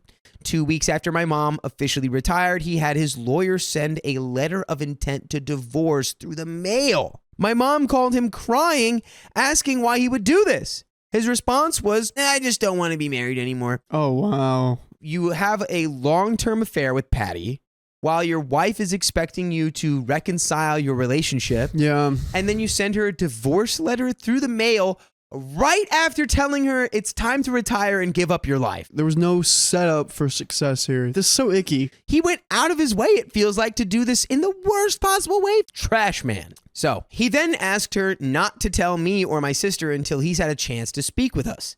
She spent 3 months quietly being a mess, yet masqueraded like everything was fine around me, my sister, and our extended family for Thanksgiving and Christmas. You get till the end of the week before she can spill the beans. That is crazy. The end of the day, for God's sake. She should be able to say it whenever she feels like it. Yes. Oh my God. She finally told me when I pushed for her to tell me what was wrong, and I was livid. I couldn't believe he would stoop so low and lie straight to my face. Of course, I called my sister and told her what happened. She was horrified as well, but decided to give him a chance to come clean and hear his side of the story. She got him to tell her what happened and why he decided to end the marriage. It then took him another month to face me, and I knew he was being a coward. When he did finally talk to me and tell me what happened, I then responded with, have you tried to reconnect with mom? What about couples therapy? When's the last time you and her went on a date? Is this happening because of Patty? And he was just refusing to talk about it, left and right coming up with excuses like therapy wouldn't have worked, and I would never be with Patty. She's too crazy. Meanwhile, I had been talking to one of her sons about this, and he confirmed that they were in a relationship. I felt so disrespected, not just because he'd lied to me or that he blindsided my mom, but also on behalf of my grandfather, who was every night sleeping right across the hall from them. At this point, my grandfather was deep into his dementia and didn't really know what was going on around him, but I know for a fact he thought cheaters were the scum of the earth, which just adds insult to injury. My grandfather passed away peacefully a year later, and at the funeral, Patty avoided me like the plague. Granted, I was pregnant, hormonal, and grieving, so everyone knew I was a one-side comment away from throwing down. Yeah, well, shouts to you for not throwing down. Yeah. I don't know You had how I every would've- right to. Yeah. After the funeral, my sister and I went back to the house to see just how comfortable Patty had made herself in my grandfather's home. The bed her and my father slept in now had twinkly lights on the backboard. Oh, God. The room had all her furniture in it, and on her bedside table, there was an 8x11 framed picture of my father from his high school senior year. I could feel the white-hot rage radiating through my body. I called it out and stood my ground for an answer from him. I said, does she sleep facing you or facing your senior portrait at night? Seems to me that you're either in a relationship or she clearly has an obsession with you.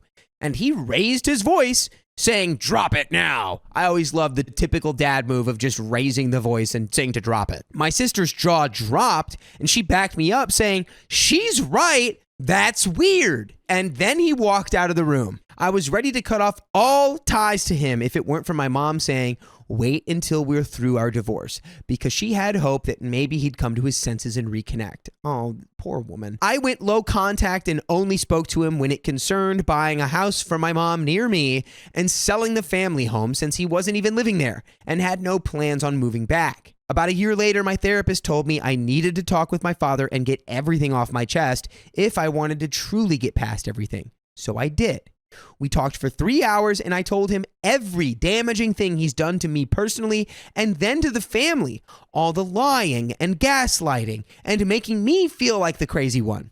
He apologized to me and agreed to do family therapy with me, but that has yet to be followed through on, which isn't a surprise to me. Now, this brings us to the present day. It's been 7 months since that heart-to-heart, and my father is still not admitting that him and Patty are together, yet they still live together in my grandfather's house. Go no contact. If it makes you uncomfortable and he's still lying to you, call him out that he won't stop lying and go no contact. And to be clear, maybe not permanently, but definitely until he comes clean with the truth. My mom now lives a few houses down from me and her 2 grandchildren and is a big part of their lives, whereas my father has only seen them 2 times a year. Nothing legal has happened since giving my mom the letter of intent to divorce, which tells me he's either too broke to divorce or is not ready to let go of the 35-plus year marriage, which to me it sounds like he already did because he's been sleeping with Patty for years. Let's be honest. My husband is now going to be away for training for roughly the next year for his new job and won't have many opportunities to see me or our kids. So I'm planning a trip to Disney World since it's kind of close to my husband's training center and we can see him on the weekend and then at his graduation later in the week. It also happens to be a good time for my sister to travel as well. And my daughter has been asking to see her papa for a while now. So my sister and I think a family trip wouldn't be a bad idea since our mom is civil with our father while he acts as if nothing has happened between them. What a hard secret to keep. I can't imagine. I'd have to tell her immediately. Just like I want to tell all of you right now that every weekday at 3 p.m. PST, we go live on YouTube, Facebook, TikTok, and Twitch. So you can join us on any one of those platforms by just tapping our profile and you're in the live. We might even be live right now. But before you go check on that, we are going to finish this story. That just needs to come clean. He's being a big coward, not manning up. I mean, come on. The least you can do is to come clean to everyone and move on with your life. Just come out with the truth.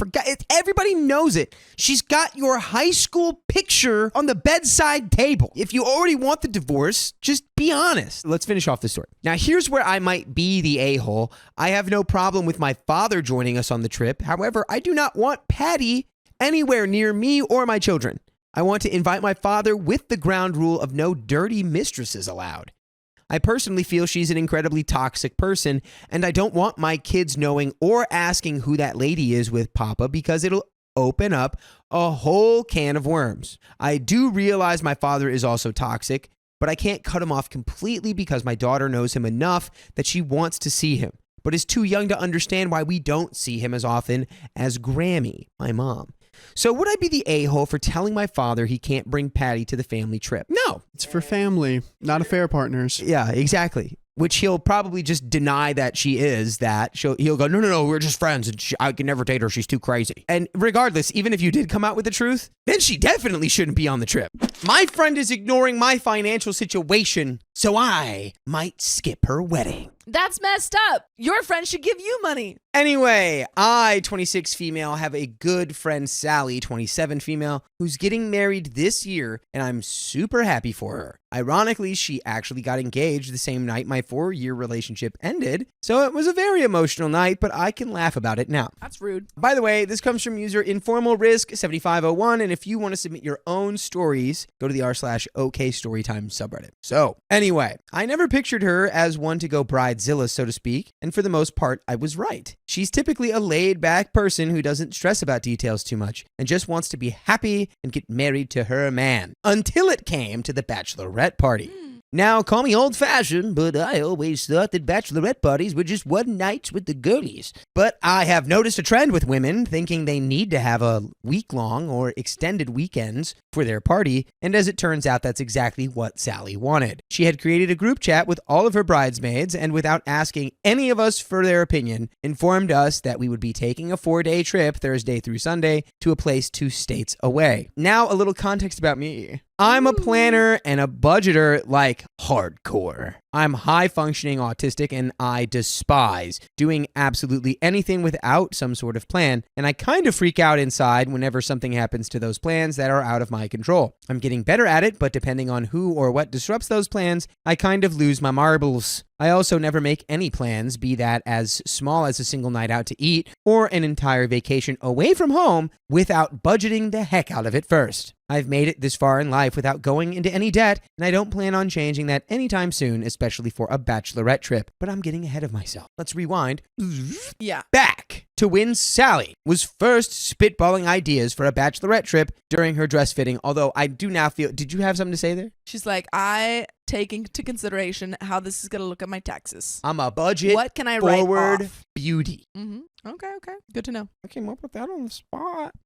Somebody give me a gold star. Back when Sally was first spitballing ideas for a bachelorette trip during her dress fitting, I had made the comment that I would need to be one of the drivers because I get car sick incredibly easily if I'm not the one driving. So between the six of us, we decided that I and Bridget would be the drivers and take our own vehicles. I was totally cool with that. Put that info in your pocket because we'll come back to that later. Sally had 2 different states that she kept bouncing back and forth between deciding to go to, and she was also having a hard time picking dates for the trip. I was sitting back in the chat watching all the others get hyped and encourage her on which decisions to make. Meanwhile, I was that person, without being ignorant, that reminded Sally that she should probably pick a later date to go so that way we all had time to save up money for the trip. Unbeknownst to me, making plans with this woman would be like getting blood out of a stone. What? Probably impossible.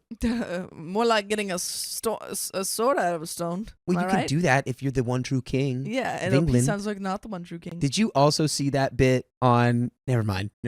Okay. Holy cannoli. Long story short, she finally decided what dates and which state she wanted us all to go to. She chose the closer option of the 2 states, and the date she picked was only 2 months away at the time of her decision. Okay, I guess I can try to make that work financially as long as we work out a budget. Well, even with the dates and place finally picked out, Sally still dragged her feet on booking an Airbnb. She had found one that everyone really liked, but waited on booking it because nobody had the money to pitch in on it yet. We had all agreed that one person would book the Airbnb and we would all give them our share of the split cost.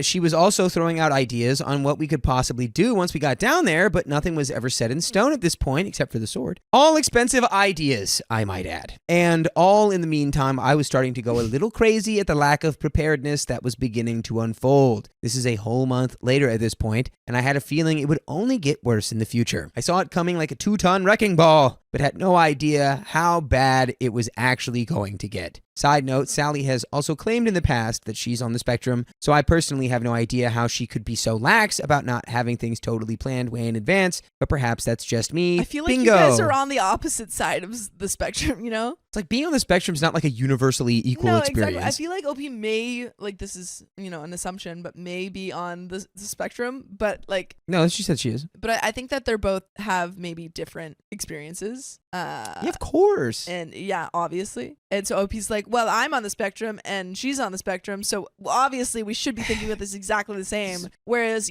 she might have like ADHD and it's a different, has think trouble planning things or like. The thing that's rubbing me wrong about the story right now is that OP's speaking as if it's like, well, my perspective and my experience should be the one that we base everything off. Yeah. Like you're watching somebody do something and you're like, but I would do it this way. Yeah. So that way's wrong. Yeah. Because I wouldn't do it that way. But really, it's just more like, well, that's just how they're doing different. it. It's just So far. In the meantime, I have been venting my frustrations about this whole trip to my mom, my cousin Rose, who is also my coworker, Jose, that's the guy I'm talking to, who's also Sally's mutual friend, and Angel, my best friend, and another mutual friend with Sally. The reason I chose these 4 to pour out my feelings to is because I know I can talk to my mom about literally anything. Rose, my cousin, is a very no BS, tell it how it is, opinionated person, and both Jose and Angel know Sally personally and are both involved with the upcoming wedding. Jose's a groomsman and Angel is the photographer. My point is, I have 4 people who have known how badly I've been stressing financially and planning-wise about this trip for a while now. Fast forward to the end of this month, and things are about to get messy, and we're going to do some time skipping around, so try to keep up. because Sally had waited too long to book the Airbnb, it went way up in price. She was upset about that, but found out that by just getting rid of one day, then it was affordable again. Except everyone else already put in their vacation requests for those weekdays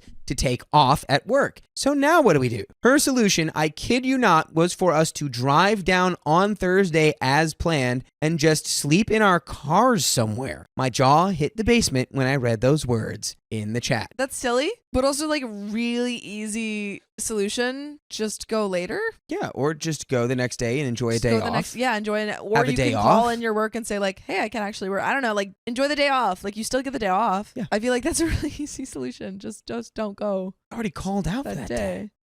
Crippling anxiety and fear of big cities aside, I'm also one of those women who listens to and watches crime shows and podcasts religiously. Horror is also my favorite genre, so there's that too. I don't know about the others, but I personally would get approximately 0 amounts of sleep because I would feel a motherly protection or paranoia over the other girls, and my head would be on a swivel all night long, keeping an eye out for both cops who could ask us to leave and creepers that just do be creeping.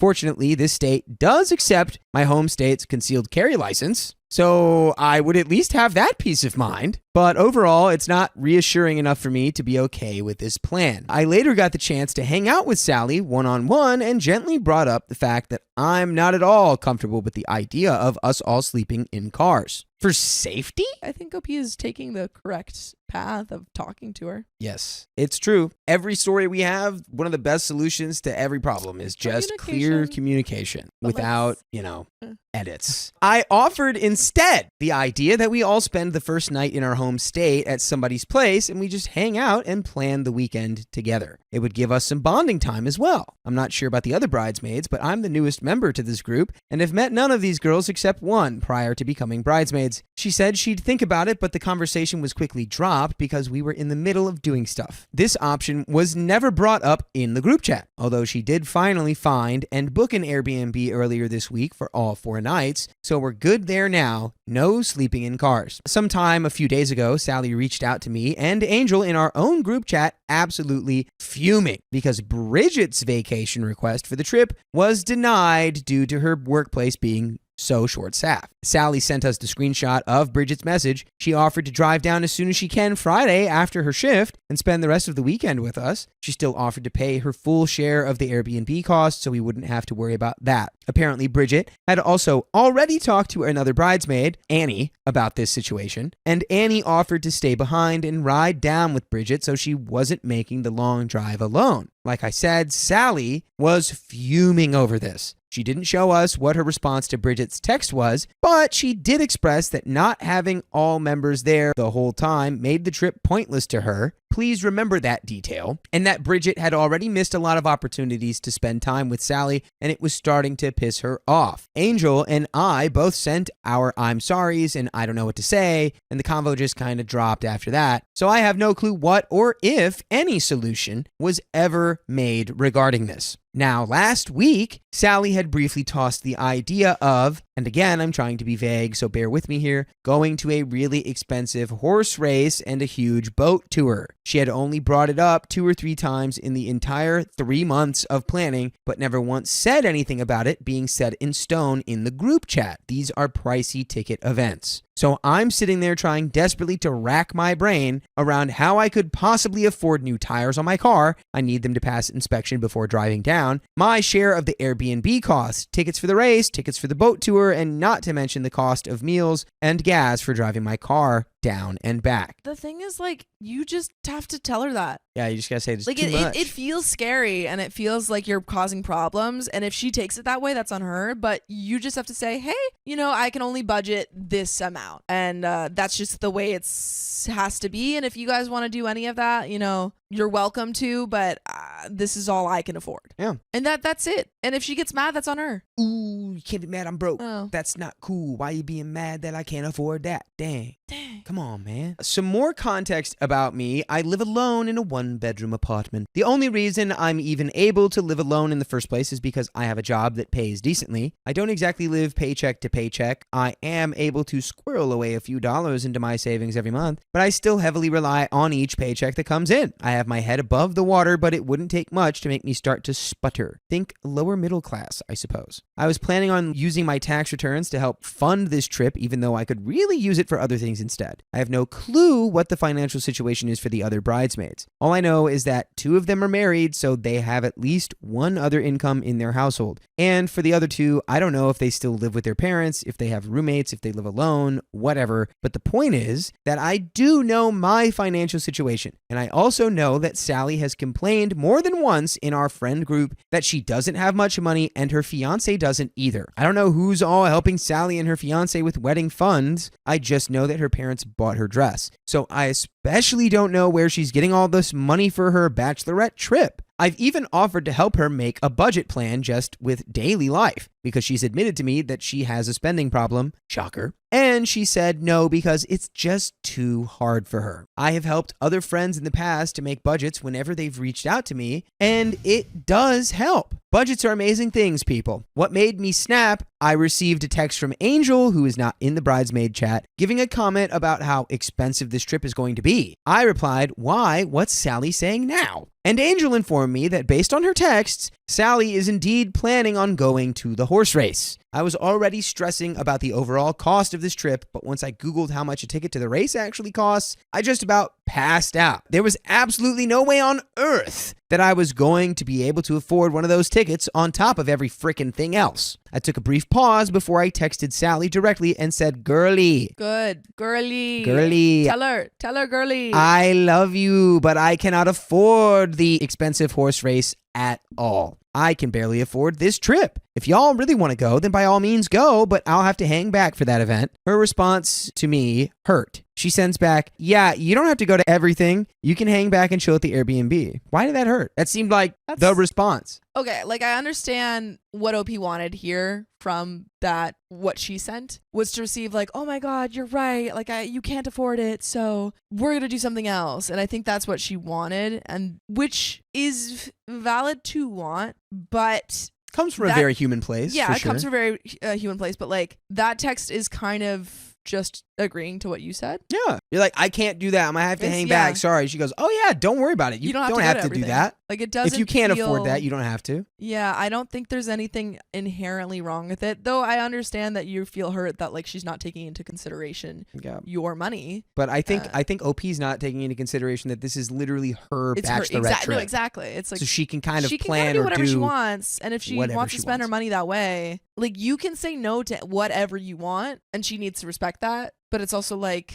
you know, she's gonna kind of plan this however she wants. Yeah. I was very taken aback at her nonchalant response, considering her earlier freak out over Bridget and Annie possibly missing out on half the weekend. I thought she wanted everybody there at all times. So when I reiterated that I couldn't go, she just told me, it's okay, don't feel bummed. Not gonna lie, this is the moment where I got really ticked off. I'm not bummed that I can't go to the race with everybody. I'm mad that it seemed like Sally has never once considered other people's money while planning this whole trip. I'm even more annoyed that if she is making these expensive plans set in stone, then why did I have to hear it from somebody who's not even part of the bridesmaid chat? Why is this not being discussed in said chat? Are the other bridesmaids aware that this is the plan? Am I the only one in the dark? I don't know. Not to mention the fact that my car is one of the vehicles going down, which I'm putting money into before we even go, and she's perfectly fine with just letting me sit at the Airbnb by myself for God only knows how many hours while the rest of them attend something that not everybody can afford. I'm just really hurt and angry at her, and I feel as though all of my stress and bottled up emotions are finally at a boiling point. I've been trying so hard to be so chill and accommodating because she's the bride and it's her trip, yada yada, but frankly, her it's no big deal attitude to me saying I can't afford something major on this trip has really just made me not want to go at all anymore. I turned to my 4 people to vent my frustration about this, and their general consensus was this. Mom feels very bad for me and doesn't like how Sally seems to be treating everybody's money, including her own, with this trip.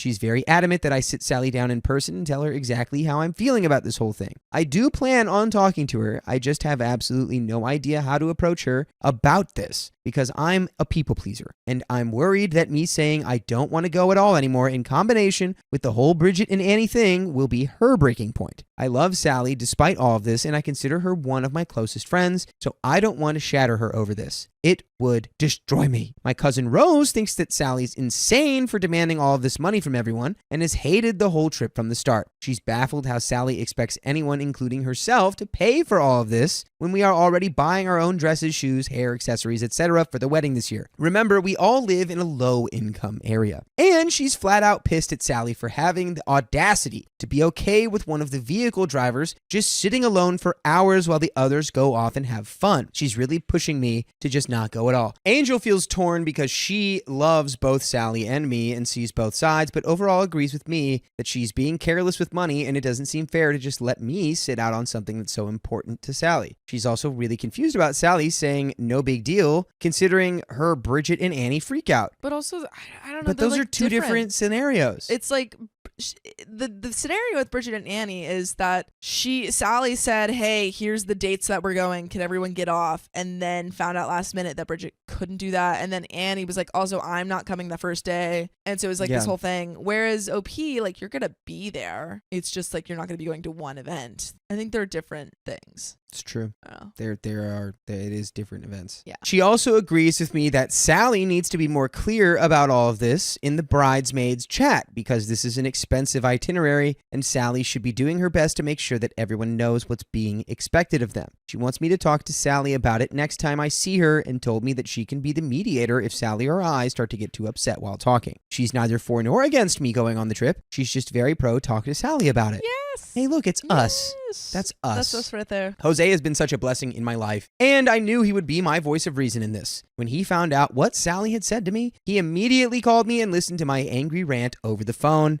She just said no worries. After I eventually ran out of breath, he calmly told me that the amount of stress this trip has been causing me is probably not going to be worth it. He knows I love Sally and want her to be happy, but it would be foolish of me to risk putting myself in any sort of debt for a trip that I don't want to go on and might not even enjoy at this point. His advice was something like this. Let's say you're able to gather up your tax return, credit card, and take money out of your savings to go on this trip. So what happens after you come back home? You now have a credit card to pay off, you have no money in your savings to fall back on, and you still have all your bills that don't care about your getaway. How long is it going to take you to build your savings back up? How long will it take to pay off your credit card? What about these other extra things going on in your life that you need to pay for that are actually important? I thought about it for a bit and just sighed that I wasn't sure what to do, because I don't want to be Sally's possible breaking point. And he told me, I think you know what you need to do. Pray about it and then talk to her next time you see her. And I and Angel will be right there if you need anything. So yeah, his vote is also not to go. That's not true. It sounded like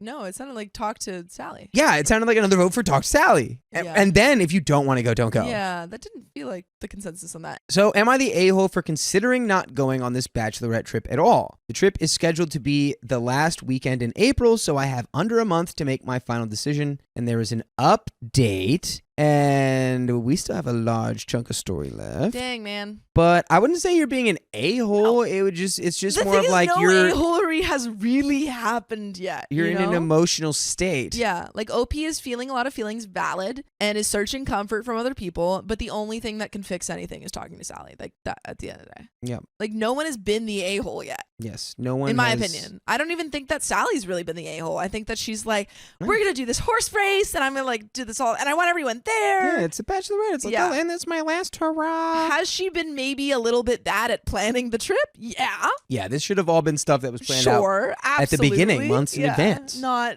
right before. It's like when we went on our trip we went up to Big That Bear. was- It wasn't like we were like, we're gonna go to Big Bear and then we'll figure out what we do. It's like, no, we knew what we were doing already.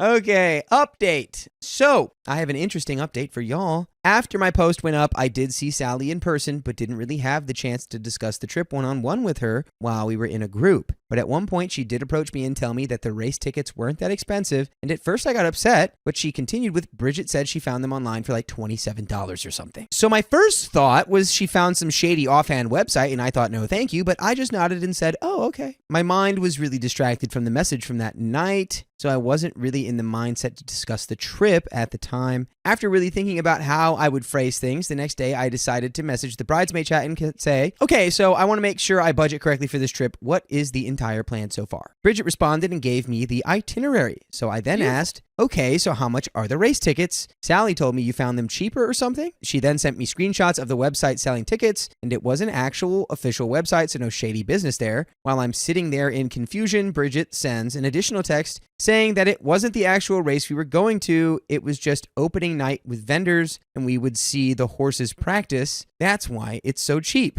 Well, that would have been nice to know in the first place. Girl, you didn't ask any questions. But why doesn't she know that? Like, why isn't there any communication about this stuff in the group chat? No, absolutely. Like, that is a problem. But like, why is no one asking any questions? Yeah, we just need to ask more questions. There's just. I think the a-hole in the story is that none of them are communicating. Like, Sally and Bridget aren't putting any. Like, why did OP not get the itinerary? Yes, that's my question. Why did OP not text like, hey, is this the right tickets that I'm looking at? Right. You know, where did you guys? These seem pretty pricey. Is this right? Right. It's like no one's communicating with each other. Yeah. Right after all of that, another bridesmaid, Hope, messaged the chat and basically said that she also wasn't able to afford everything and would have to miss out on some stuff. I responded that I understood because I recently had to spend $300 on something unrelated to the trip, medical related, and I was having a hard time saving up as well. I immediately felt so happy that I wasn't the only one in this situation, and I sat back and waited for the conversation to continue. To try and summarize the long convo that followed, Bridget revealed to the group that she wasn't coming down until late Friday and that Annie would be riding with her. The others didn't know this yet. What? Sally offered to just cancel the race idea and have us just do a boat tour and museum combo thing. Bridget reiterated that her and Annie would only be available to do one of those things and asked if the race was off the table now. Sally said yes, if not everyone can afford both. Then Bridget reveals that Gigi, some person who I have and had no idea who Gigi is, wanted to drive down on Saturday and surprise Sally by visiting. So she needs to know for sure if they were doing the race or not. Sally knew nothing about this, obviously. Sally responds, she can still come, the location just might be different. Then Bridget offers to pay for Hope and be able to get to the race. I can see OP screaming at this. I'm screaming at this now. I am turning off notifications for the group chat. Yeah, I'd be like, okay, let me know when you guys figure it out. Yeah, I'm not investing this much into it and again, OP's on the spectrum, so like, I don't know OP's experience. But my perspective here would be like, as soon as I realize this is really upsetting me, I'm just stepping away from it. Yeah. These people are not planning it the way I would. Where are the details? Where's this? I'm just shutting it down. Yeah. I'm looking at it in 3 hours, right? Yeah. It's like, hey, Looking can at you it let later. me know when you guys figure out what you're thinking, and I'll let you know if I can afford that. Yeah. Bridget then adds, what do you want to do, Sally? This trip is what you want, so we'll figure it out. Sally says, it's for everyone. I'd much rather spend time with everyone and experience it with everyone. Bridget responds, yeah, I get that, but that's not what I'm asking. What events do you want to do? Sally decides she just wants the boat and museum combo and doesn't care about the race anymore, so it's decided. But then Hope comes in with a real humdinger here. Hope, we just figured it out! Says, wait. What if we just split groups? Those who want to do the race with Sally can go. And those who want to do the boat tour with Sally can go as well. In the meantime, you can just hang out at the Airbnb. Hope. I got super annoyed because the decision was just finally made. Sally says, I mean, that could work. Oh. Stop it. Hope. You say no. You say no, Hope. We just made the plan. No. Like, girl, didn't you just say you'd rather be with everyone? Anyway, the chat goes back and forth for a while, and it starts to look like we're doing the split plan before I finally chime in and say, okay, but what about the others in the meantime? We're on this trip for Sally, not us. There was a pause in the group for a while. Sally finally sends a big text basically saying that the race was officially off the table. This is the most frustrating group text ever. We've already done this twice now. Twice. We're just doing the boat tour and museum. she had no desire to go to the race anymore. I responded, I hope I wasn't the cause of that decision. And Sally said no, and that she had just been feeling for a while that she didn't want to go anymore. Then we discussed parking prices and stuff, and I sent everyone a general budget plan for everything. The cost of the Airbnb, each event, parking, food, gas, personal spending. I emphasized that it was a general budget plan and that they could change stuff if they wanted to, and gave the total per person this trip was going to cost. Sally got super excited and thanked me for giving us all a visual to help us save up. Shout out to the commenter on my original post who suggested that I do that. Now, Sally and I both attended a conference on Saturday and ended up spending one-on-one time together after it was over. It was very nice. At some point, we of course brought up the bachelorette party, and Sally informed me that she had been stressing out about it for a while because of Bridget. I guess Bridget was acting very controlling about the whole thing, despite not being able to attend until the next day. And Sally told me that she was really irritated with the whole Gigi surprise because Gigi was Bridget's friend and not Sally's. She told me that she had said to Bridget, she's coming for you, not me. Why doesn't she just ride down with you instead of Annie so that Annie can be here Thursday? Such a great point, actually. Yeah. I feel bad. Honestly, okay, I understand that Sally's like caused some and maybe many of the problems here. But, like, Everyone is a communal problem in this story. Everyone is an equal share of problem in this story, I feel. Oh man, these people, yeah. It's just a like there needed to be one person who's like the decider. Yeah. And it theoretically should have been Sally. Theoretically, but unfortunately. I think there's a lot of CPP in this story. Yeah.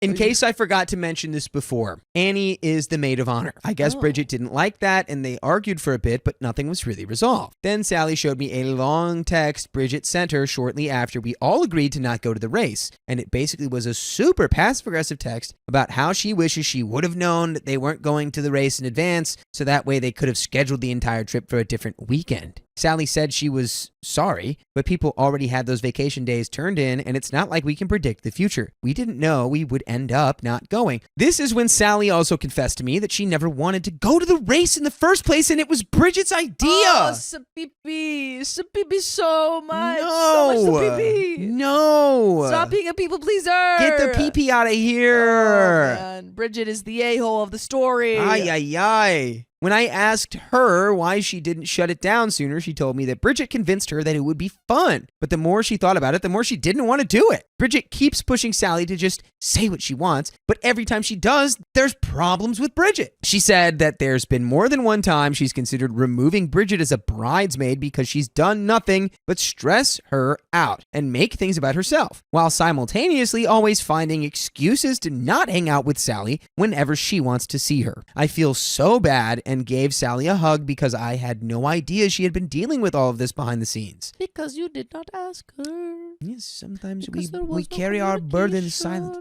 We all thought it was Sally, but really it's been Bridget all along. Honestly, I didn't really think it was Sally. Sally said that at Bridget's wedding, she was a total nightmare to deal with. And Sally almost walked out because she couldn't handle how nasty Bridget had been to everyone. She made a promise to herself that she wouldn't be a bride like Bridget. I apologized to Sally if I ever made her feel like she couldn't come to me about these things. And she started crying. She told me that it's not just Bridget causing her stress, but also her husband. The best man. Oh, okay, we're getting a lot of Sally's. We're digging into Sally now. And Sally's own mother, who's a textbook narcissist and a villain all her own, her fiance's mother and brother, and her fiance himself is also just being an annoyance with things that aren't even wedding related. I held her while she cried it out, and I assured her that no matter what happens, she will always have her core friend group from the church, and that none of us will let her fight anything alone. It was a really sweet moment between us, and we both felt so much better after. And by the way, you'll feel so much better after you listen to full episodes with stories just like this on Spotify, iHeartRadio, Apple Podcasts, wherever you listen to podcasts. Search. Okay, start time. That's all you gotta do. Search. Okay, start time. Search it. Search it up. One more time. Okay, start time. That's all you gotta look up. Very and you've easy. got 53 days worth of stories to listen to. Exactly. You're welcome. We have a little bit more story here. Let's run it. Honestly, we all know the messages. Communication. Clear communication early can prevent a lot of strife in all relationships. Very true. and especially in this one. So, long story short, I decided I am going on the trip. At the end of the day, I want to be there for my friend Sally, and I need her to know that I will have her back throughout all of this craziness. She's had too many quote-unquote best friends in the past backstab her or just leave her, and I refuse to be even similar to those people. I will stand by my friend during her bachelorette and during her wedding, no matter how crazy or frustrating people get. Thanks again to everyone who offered genuine advice and encouraged me to talk to Sally. Yes. I feel even closer to her, and I'm back to being excited for the trip again. And I think it's just like, this is a really great reminder that OP is saying now, like, oh, I never want to be like the friends who abandon her, or like just like leave and, you know, don't support her on these things. And it's like, you were about to not go on this trip. Yeah. Before you even talk to her. Like, I refuse. You're like, just hang out at the Airbnb? Yeah. Who do you think you No are? worries? Out there? No worries. It's like How talk. dare- Even But when again- it seems and- hard, talk to your friends. It's talk to your all just people you're in relationships. miscommunications. Yeah. Sally's miscommunicating. Bridget's miscommunicating. Yeah. Frick, Annie's kind of I don't even know what Annie's I don't doing. know what Annie's the Annie's maid up of to. honor, but it's like, whatever, I'll just ride down the next day. Yeah, which is weird. That was a Very, weird move. very unclear communication. Indeed, but that is the end of that story. And the end of this episode. We love you And see you tomorrow.